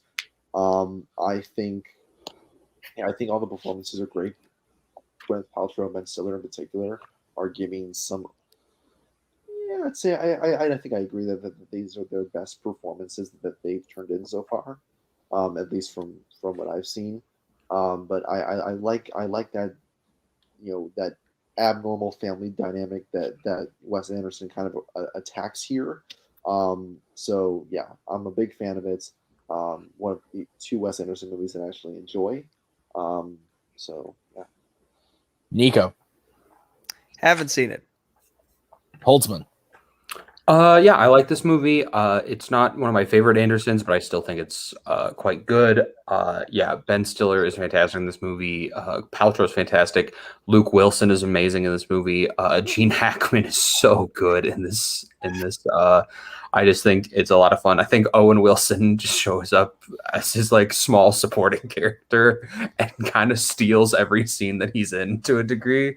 He's so good. General Custer died in battle, whatever. But what this book suggests is maybe he didn't. But no, I think this is quite a good movie. Anderson is a director that I really like. Deal with it, people who don't like him. Yeah. All right. Holtzman, we move on to your first pick. Yeah. I'm gonna see. There's 2. I assumed there were 2 that Boatman was going to pick, and neither of those was his first pick. And so now I'm debating if I need to pick one of them. Well, so there's one that I think Boatman's going to pick that I want to pick too. So we'll see what you pick. Then you know what? I'll make a me pick here, and then we'll come back to see if I need to do the Boatman pick later. I'm going to go with a very, very recent movie that actually came out earlier this year. I'm going to go with The Mitchells versus the Machines. Oh, good. Okay. I watched this twice on the day that it came out. I watched it. I stayed up until it like dropped in my area, and I watched it. And then that night, I ended up watching it again with my girlfriend. I think this movie's amazing. I think it's so fun. I think the family dynamic in it is great, where you have like the out of touch dad and the daughter who like is ready to leave, and the dad sort of isn't ready to let go and is still like, no, like this is my little girl, this is my kid, I'm not ready for her to grow up and be her own person yet.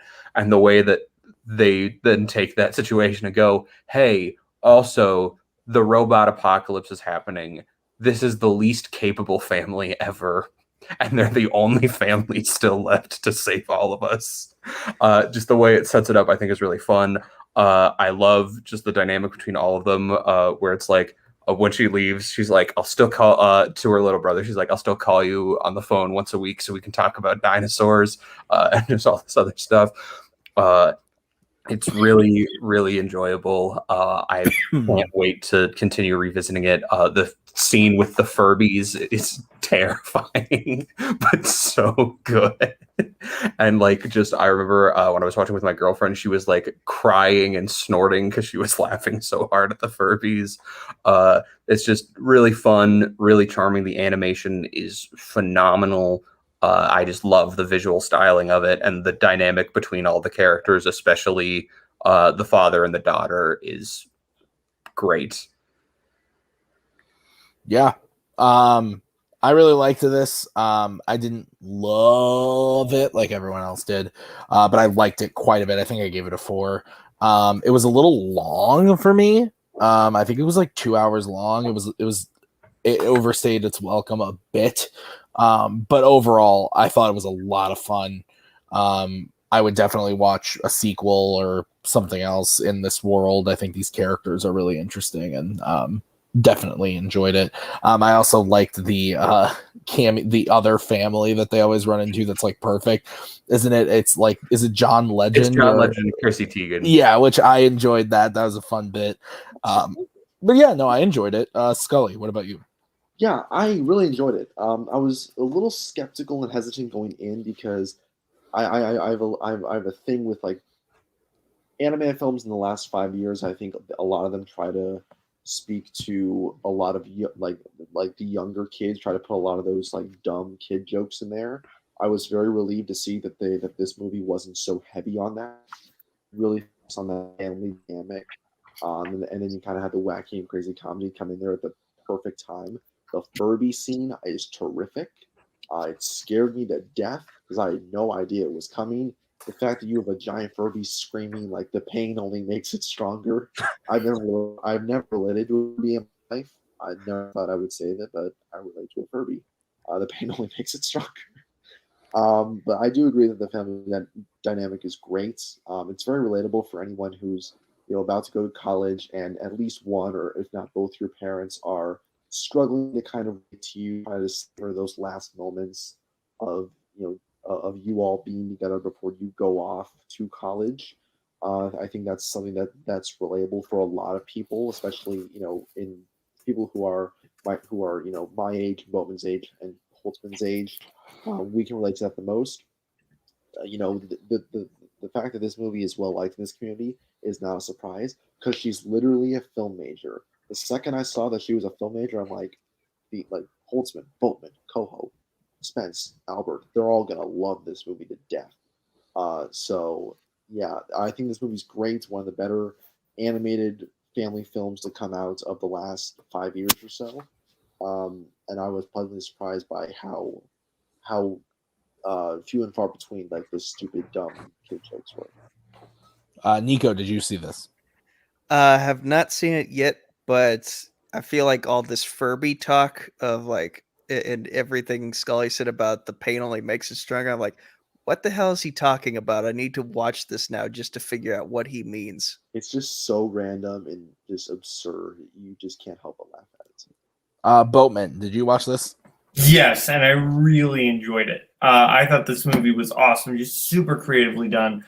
I really like this family, and I love the redemption that they kind of give the dad at the end, and then the connection between him and the daughter. I love the main character. I think she's awesome.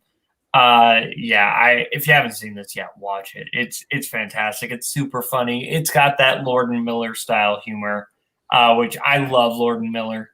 I think they haven't made a bad movie. Yeah. All right. We are back over to Scully for his second pick. God, this is tough. I'm between two, and I know the exclusion of either is going to break my heart. But you know what? Screw it. I'm going to go. I really wish you hadn't put it on the thumbnail. I'm going to go with The Incredibles. I almost picked that. Yeah, I think in terms, this is very much a me movie because you're compiling superheroes, family films, and action all into an animation all into one movie. This film is perfect. It's my favorite Pixar film. I think it's, to be honest, the best Pixar film because it tells an original superhero story in a way that just works. In a way, superheroes, they've made some public mistakes. They're forced to go into hiding, and then now in the present day with this family who, and the kids, Dash and Violet, they deal with masking their powers every day. Dash wants to go out and compete in sports to show off his speed, but both Bob and Helen are like, well, you really can't do that. You see that Bob really wants to see his kids kind of use their powers, not whenever they like, but at least in some competitive capacity. I think the fact that all four family members, well, five if you count Jack, have such differing personalities. They all have their own signature moments in the film that really make them such likable characters.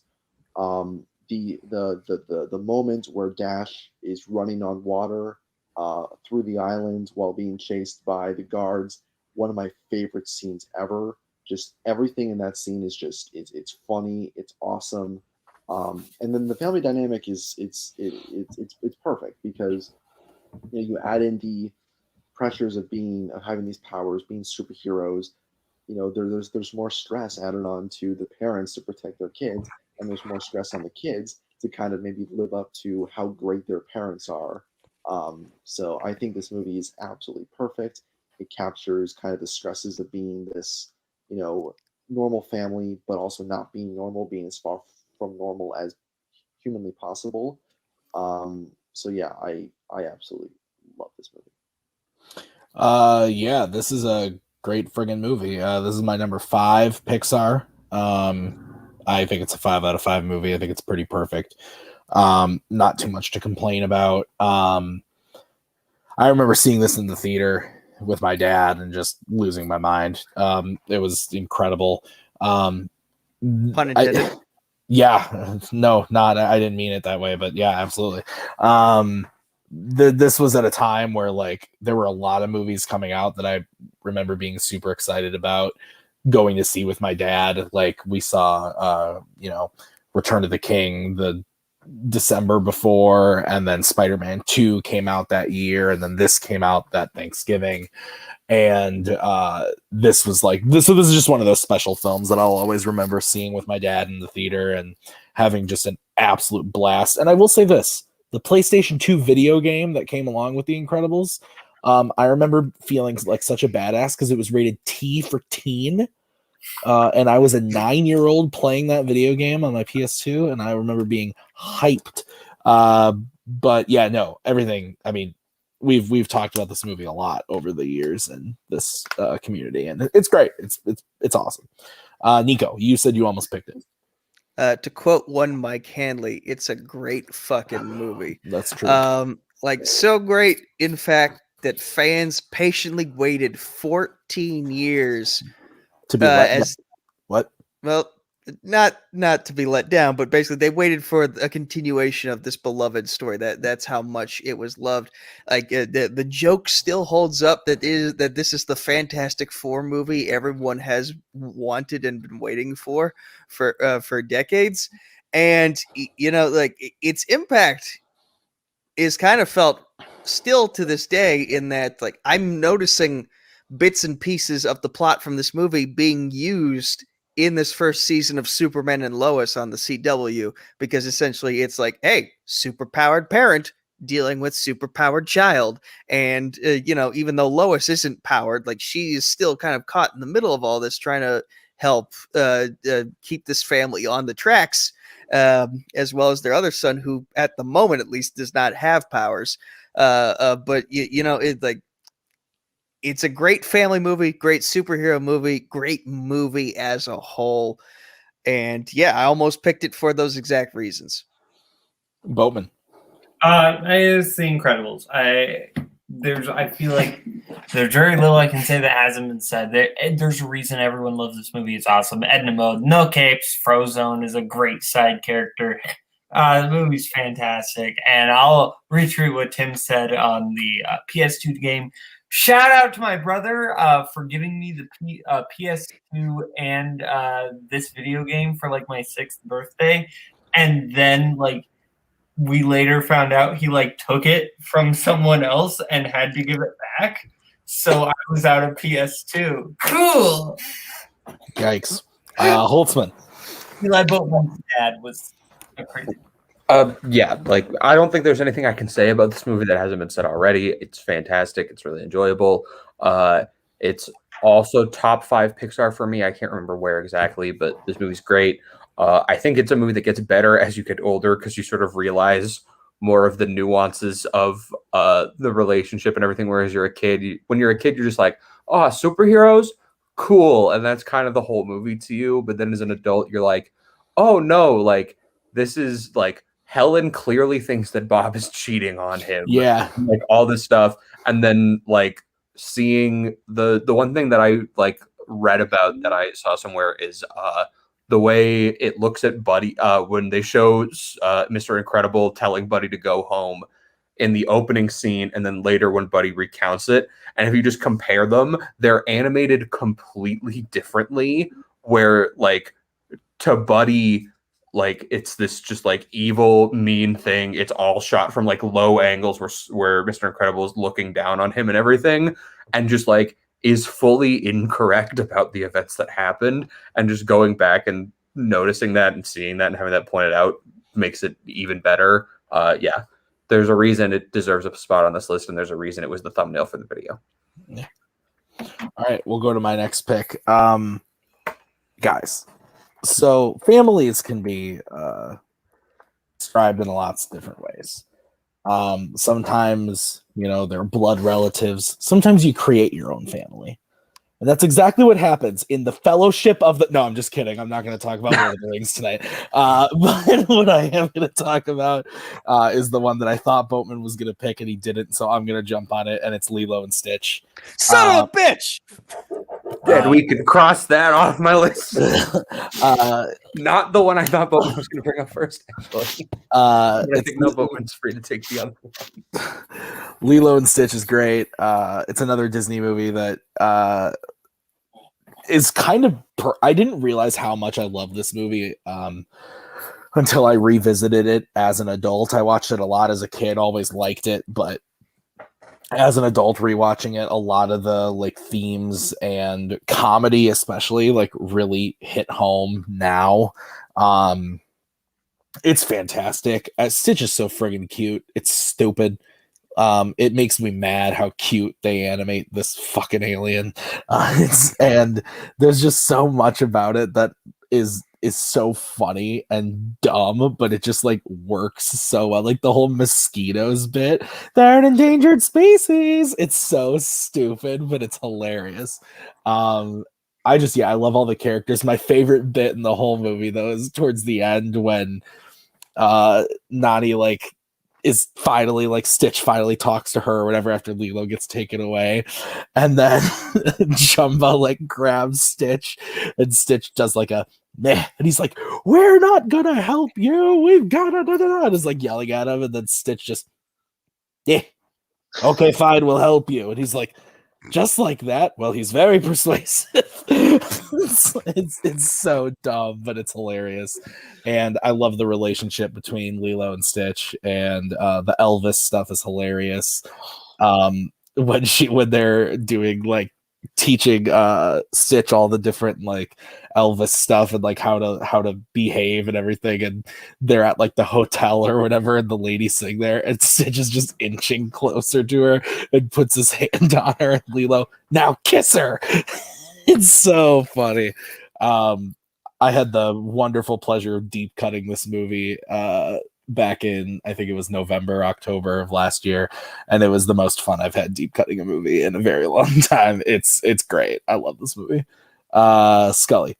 Yeah, I rewatched it the first time in like at least 10 years, like last month. I love this movie to death.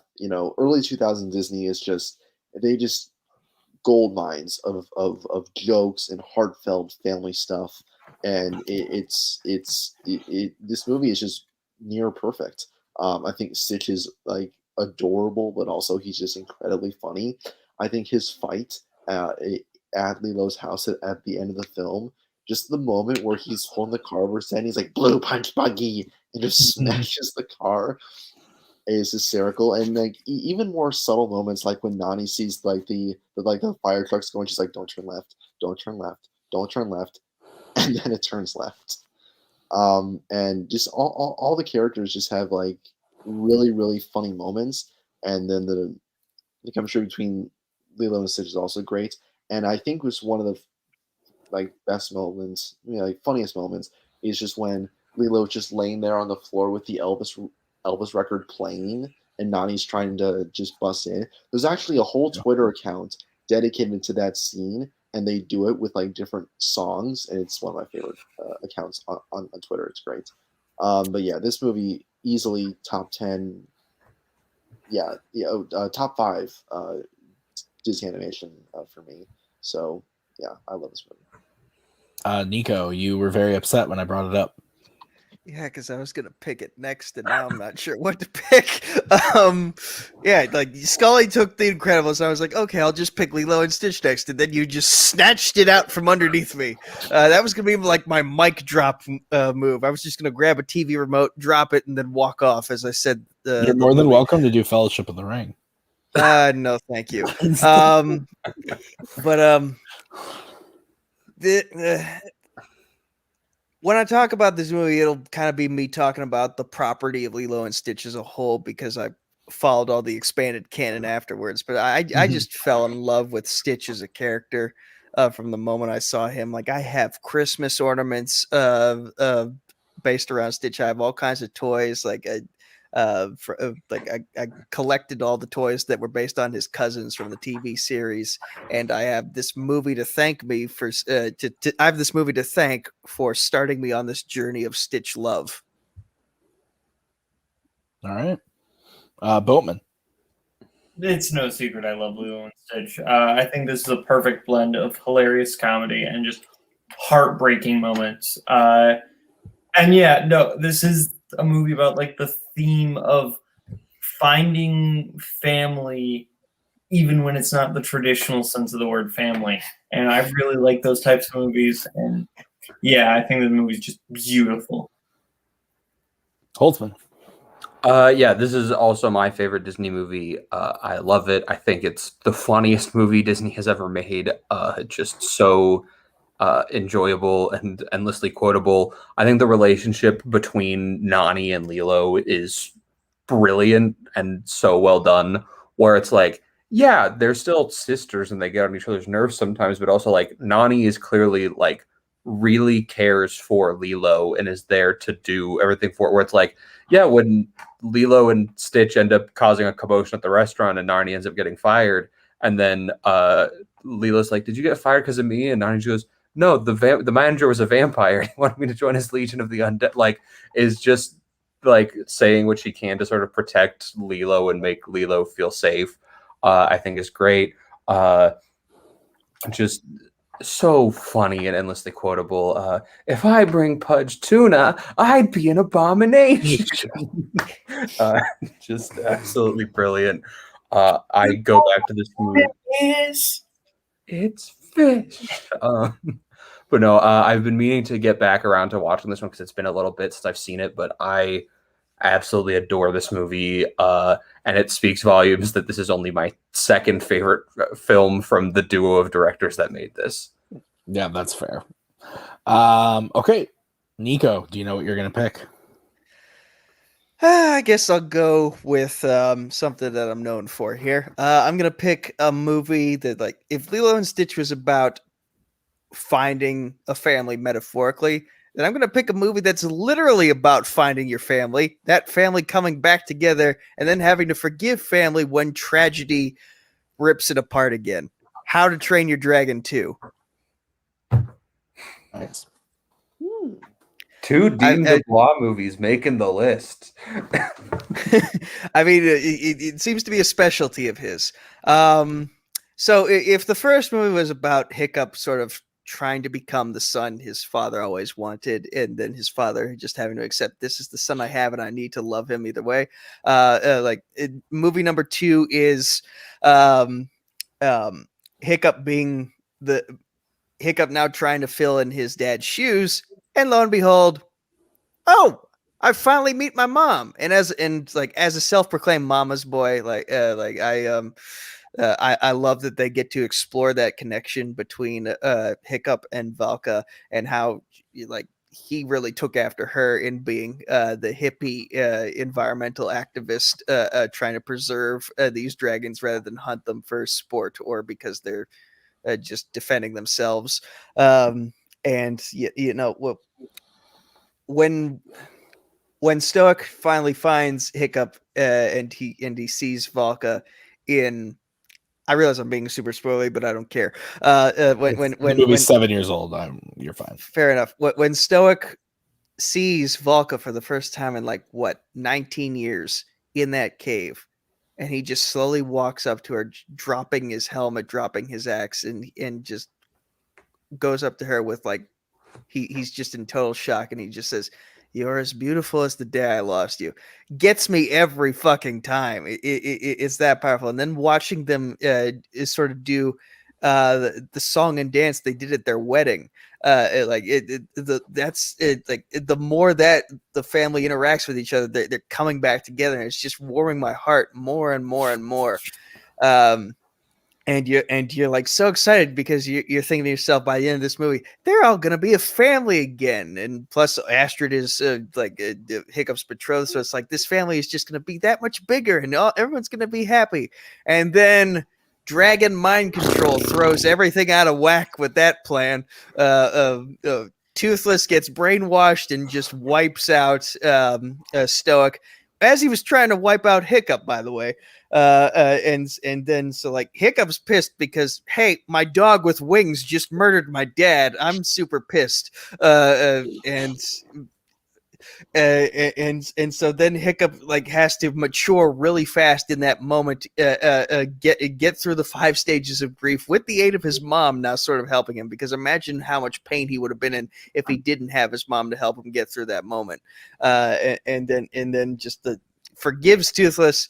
The power of their friendship, their kinship, helps Toothless overcome the mind control, and they beat Drago Bloodfist. Yeah, that's a creative villain name. I'm roasting this movie I love because I love it enough that I can roast it. And Toothless becomes the alpha, and it's like this is the best movie of the 3. In my opinion, it's a great family. It's a great family movie to boot. I love it so much. Yeah, I agree with Nico. I think this is the best of the trilogy. That's why I put the best one in parentheses on the screen. I love this movie. I love all 3 of them, but for me, it goes this one, the first one, then the third one. And I just think all the characters are great. I think this is one of the most beautiful looking DreamWorks movies. I think the music is insanely good. I don't remember the name of the song, but the song that plays when we first see Toothless and Hiccup flying together, it also plays during the credits. I have it on my phone. I'll look it up. Yeah, I don't. Oh, is the second one Where No One Goes, or is that from the first one? That it is Where No One Goes. But I don't think that's actually John Powell. I think that's it's like it's a different artist, but it's really the song's great. The movie's fantastic. I was really mad when this didn't win Best Animated Feature, when that middling Disney superhero movie won instead. So yeah, I love this movie. I think this is a great pick. Scully. Yeah, I like this movie a lot too. I think the first one is better, but I still think this film is fantastic. I like how this was the How to Train Your Dragon film that was chosen for family. I think this one best signifies the familial aspect of it, because we're seeing Valka brought in the picture, how much she is like Hiccup, and for like 20-25 glorious minutes, it's kind of like that perfect family setting with them just all together in Valka's cave, just having a good time and talking and reminiscing. And then it's about tragedy. It's about losing family members who after you've just found one after such a long time. I agree, the music is fantastic. I think Where No One Goes at the end of the film is a beautiful song that plays at the end of the film. And John Powell's score is fantastic. I'm mad he wasn't nominated for any of the times that he scored these films, because his score. He was nominated. He was nominated for the first one. Oh, for the first one, should have won. Yeah. Well, that's a discussion we're gonna have later. But yeah, I think this is a pick. Great movie. Love it. Everybody take notes, because Kaleb Koho is going to mess up Thomas Scully's face later. Boatman. This movie's great. I have people yelling at me because I had a match I was supposed to play like now, so I'm not going to talk super long. Really good movie, best of the trilogy. All right, Holtzman. Yeah, it's no secret. I also love these movies. This isn't my favorite of the trilogy. I still prefer the first one. But I think if we're talking for family, this is the pick. I think just the way that this trilogy, basically, the first movie is Hiccup exploring his relationship with his father through the eyes of his relationship with Toothless. The second one is him exploring his relationship with his mother through his relationship with Toothless. And the third one is just his relationship with Toothless. But yeah, no, like Nico said, the moment where Valka and Stoic first reunite is absolutely beautiful and so amazing. The score for this movie is incredible. And then, yeah, just the way that like they're back together, their family is whole again for less than, I think, like 20 minutes of the runtime of this movie. And then it's all ripped away from them again. And the way just the animation is beautiful. I love all of these movies. But yeah. All right. Boatman, your next pick. Okay, my next pick is Little Miss Sunshine. I think this is just a fantastic dramatic comedy featuring great performances. The whole cast plays a family. And really, it's a movie that is what families are, which is a bunch of broken people coming together to try to make each other less broken and make themselves less broken. And I think it's really funny. I love all the performances, particularly Steve Carell. I think this is his best performance, Abigail Breslin and Alan Arkin. I think this movie is just super touching, and the way the family all comes together in the final dance, fantastic. Just a really fun road trip movie. I love it. Tim, I have people yelling at me about a match. Is it cool if I dip out? Yeah. Okay, bye guys. Sorry about that.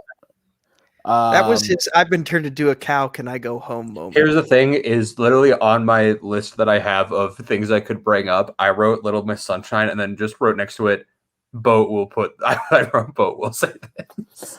Yeah, I like this movie. I've only seen it once, but I enjoyed it a lot. I don't have this like love for it that everyone else does. But I think it's really great. I'm a big fan of a lot of the people in the movie. I like it's Greg Kinnear, right? Is the dad. Steve Carell, Paul Dano, I'm a big fan of. I don't think Alan Arkin really necessarily deserved to win for this, but he's really good in the movie. So yeah, Scully. Yeah, I watched Stone recently for, just I did like a 2006 binge. Most of us did. And I watched this for like the first time. Loved it. Absolutely loved it. I think all the acting performances are great. Paul Dano in particular is great. Alan Arkin is incredibly funny. I'm not sure if I give him the win that year or not. But he's great. He's kind of a douche in this movie. I'm not the biggest fan of Toni Collette as an actress, but she is really, really good. But Abigail Breslin is definitely the spotlight. It shines on her the brightest. She is so good. She's sweet and endearing and really, really funny in some moments. And then you have Steve Carell, who does such a kind of 180 from what he was doing at the time of that film's release with 40-Year-Old Virgin and just coming out, and him doing The Office at that time. So it was such a 180 from his roles that he was doing at that time, which is even more impressive. So yeah, I really, really enjoyed this movie. Nico, have you seen this? Nope. Holtzman, do you want to add? Yeah, no, I really like this movie. I find it quite enjoyable. It's in my top 100. I watched it for the first time last year, and I've watched it a couple times since. I think it's just so fun. I think it's so funny, but also has like these dramatic moments, like the moment where Paul Dano's character finally breaks his vow of silence. I think is phenomenal and just like really well done. My favorite comedic moment in this is when they get pulled over on the highway by Dean Norris from Breaking Bad. Oh yeah, that's they have their grandpa's body in the trunk of their car, and he's like, "Do you have any idea why I pulled you?" And he's like, "Oh, what's that in the back seat?" And they're like, "Oh no, they're gonna find that we have this corpse." And then he's just like, "You know what? I'll let go like the broken taillight or whatever you have, but you have to let me keep these random porn magazines that I found in the back. It's just like the most ridiculous thing, but it's so good and so funny. This movie is fantastic. Carell and Arkin and Colette and Kinnear, like everyone is just firing on all cylinders. And Jonathan Dayton and Valerie Ferris are just a great pair of directors because Ruby Sparks is also quite enjoyable, I think. All right. I think we are to Holtzman for the final pick of the night. Yep. I don't think this should come as a surprise to anyone. But there's a family of 4 siblings who, by the names of Peter, Susan, Edmund, and Lucy. Oh, no. I'm picking the Chronicles of Narnia, The Lion, the Witch, and the Wardrobe. Damn it. And no one can stop me. Tim has to write a full essay, so way to go, Holtzman. Yep. No, I adore this movie. It's no secret. This is one of my favorites of all time. I think I brought it up the last time I was on the show because I rewatched it. So it was my favorite thing I had watched the last week. But just both of these movies, I think, are brilliant, and I adore them. I think just the dynamic with their family is so real with them, where it's like, yeah, you have the younger sister who everyone's trying to protect. You have the shitty younger brother. You have the older brother who's like has to be the replacement for their dad in the situation that they're in. And you have the sister who's trying to be the motherly figure and just doesn't really know what she's doing. And then they stumble upon the fantasy world of Narnia and have to do what they can to stick together. Sure enough, Edmund ruins everything for all of them. Just like by being the villain, but like they still forgive him. I think that just this movie's as beautiful as it was the day it came out. I think the effects still hold up. I think Aslan still looks incredible. Just the way this movie captures the magic of the books, I think, is perfection. I will always adore this movie, but I already talked about it on the show once, and I talked about it on the top 100. So let's just get on with it. I like this movie. I was also, here when we talked about it a couple weeks ago on the musicals episode. But yeah, it's a good movie. I liked it a lot as a kid. I don't like it as much now as an adult, but I still enjoy it overall. It's long, but it doesn't feel long, which I think is the best thing about it, honestly, is it's like 2 hours and 25 minutes, and it kind of goes by like that. So, yeah, and it saved my ass this weekend in fandom fights against Markman Chaka. So that's always good. That's always good.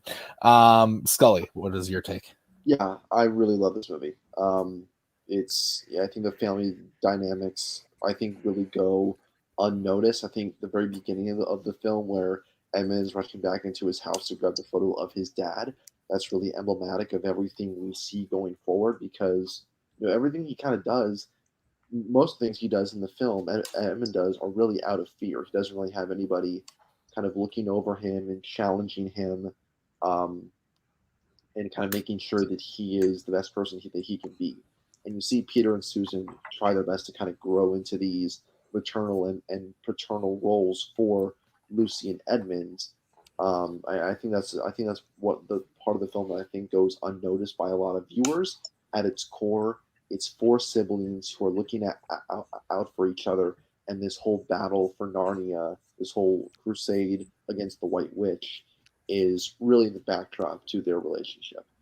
So I love this movie. It's in my top 10 of Disney live action.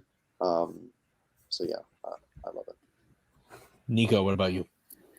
So it was either 4th or 5th grade. The book was required reading as part of the curriculum for English class. And then as part of a field trip, they took us to the theater to see the movie in the theater. Cool. And you 3 can do this movie justice. Here's what I will say about it. When traveling dimensions, if a goat person and a witch offers you Turkish delight, say no. Turkish delight is terrible.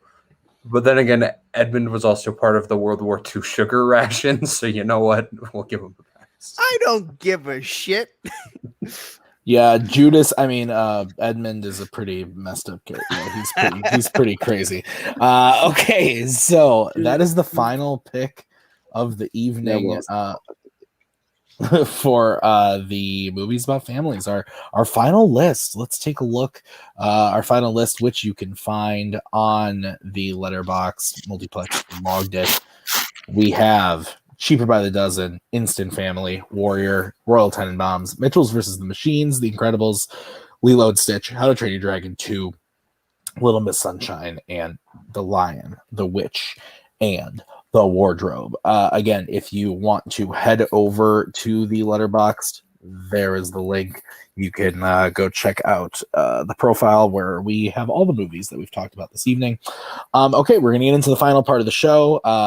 Me and Holtzman have already spoken about the movie of the month, Kubo and the Two Strings, but we are going to have Nico finally and Scully talk about it. That being said, again, I will reiterate at the end of the show when they're done with this, I have an announcement, very, very important announcement. So you guys want to listen to that. So, Scully, we'll start with you. Actually, no, we'll start with Nico because we've been waiting. Nico, your thoughts on Kubo and the Two Strings? I liked it. I thought it was a very creative plot. I'm keeping my thoughts brief. I thought it was a very creative plot. I feel like it's kind of predictable, but not in a bad way. You can see where certain things are going to go, especially with certain characters. But it's like, okay, that's still a good story being told here. The things he's able to do with the guitar or the instrument, I'm not entirely sure what kind of instrument it is, but it looks guitar. I think it's really cool how he can basically manipulate paper art using the power of his strings. As I said, it's predictable, but in a good way. Although the ending, or rather the climax itself, with the villain, that was a very out of left field way to end things with that character, and I think it's a very creative and unique way to handle that. Although there is kind of a question of morality to that choice being made, in my opinion. But all in all, it's a well-made movie. It's an entertaining movie, and I think it's worthy of the hype that it's gotten. All right, and what would you give it out of 5? I believe I gave it a 4. All right. Scully, your thoughts? Yeah, I really enjoyed it. First, like 20, 25 minutes, I was kind of unsure of where it was going to go. But I think once I think Kubo started his journey, I got much more into it. I think one of the standouts is Rooney Mara. I think she does a really good job with her roles, playing the evil ants. I think those are two really cool and pretty terrifying characters. I love the animation. This is my first Leica film that I've watched. So I think I'll probably have to go back and watch a couple more Leica films. I will agree with Nico, like the certain things about characters that are revealed. You could kind of tell it was coming in the early parts of the film. But again, I didn't mind it because I really was enjoying the journey that we were going on with Kubo. The ending, I really love the ending. The whole out of left field ending that we got. In terms of the morality of it, I think it kind of makes sense. You all, for somebody who, maybe doesn't have a family anymore, you need someone with you, and then having that character along at his side now, and having the chance to kind of redeem him in a way, and kind of bringing him into your life and like learning about him a bit. It was very emotional and very well done. So I give full props to them for managing that twist really, really well. I also gave this a 4-star review. I think it's really good. I don't think it's like incredible or anything. but it's very well made. It's short, which I like, because I think a story like that needs to be relatively short. It's only like, and really when it boils down to only, I think, like an hour and 30 minutes of actual film. So yeah, I really enjoyed it. Awesome. One more thing I forgot to mention. People who have seen the film will probably recognize the comparison I'm about to make, but I feel like a lot of the themes similar to what you would see in Pixar's Coco. Yeah, I can see that. Yeah, a lot of similar stuff. Okay, well, guys, that's the show. Like I've been teasing all episode, we have something to announce. Cody will be talking about some more details with us tomorrow on YLS, so you're going to want to check into that as well. But we're selling out. We're doing the video store thing, and we're moving to Twitch. Here's what's happening.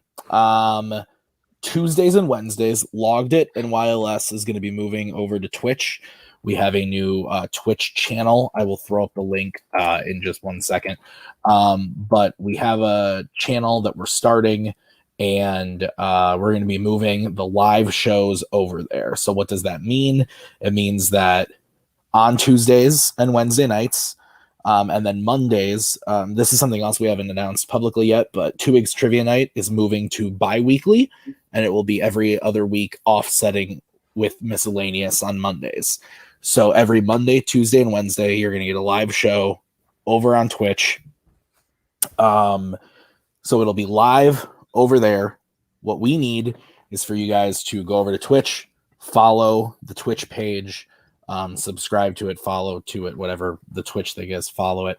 And what we're going to be doing is we're going to be doing a giveaway. So Cody will talk about more about this tomorrow. Here's the link for anybody that wants to go over and follow it now. What we are going to be doing is whoever, if we get up to, I forget the exact amount, I think we said 50, which Cody will talk about it more tomorrow. If we get up to 50, both Cody and I will be giving away digital movie codes to random people if we beat that goal. So there will be more details about that starting tomorrow on YLS.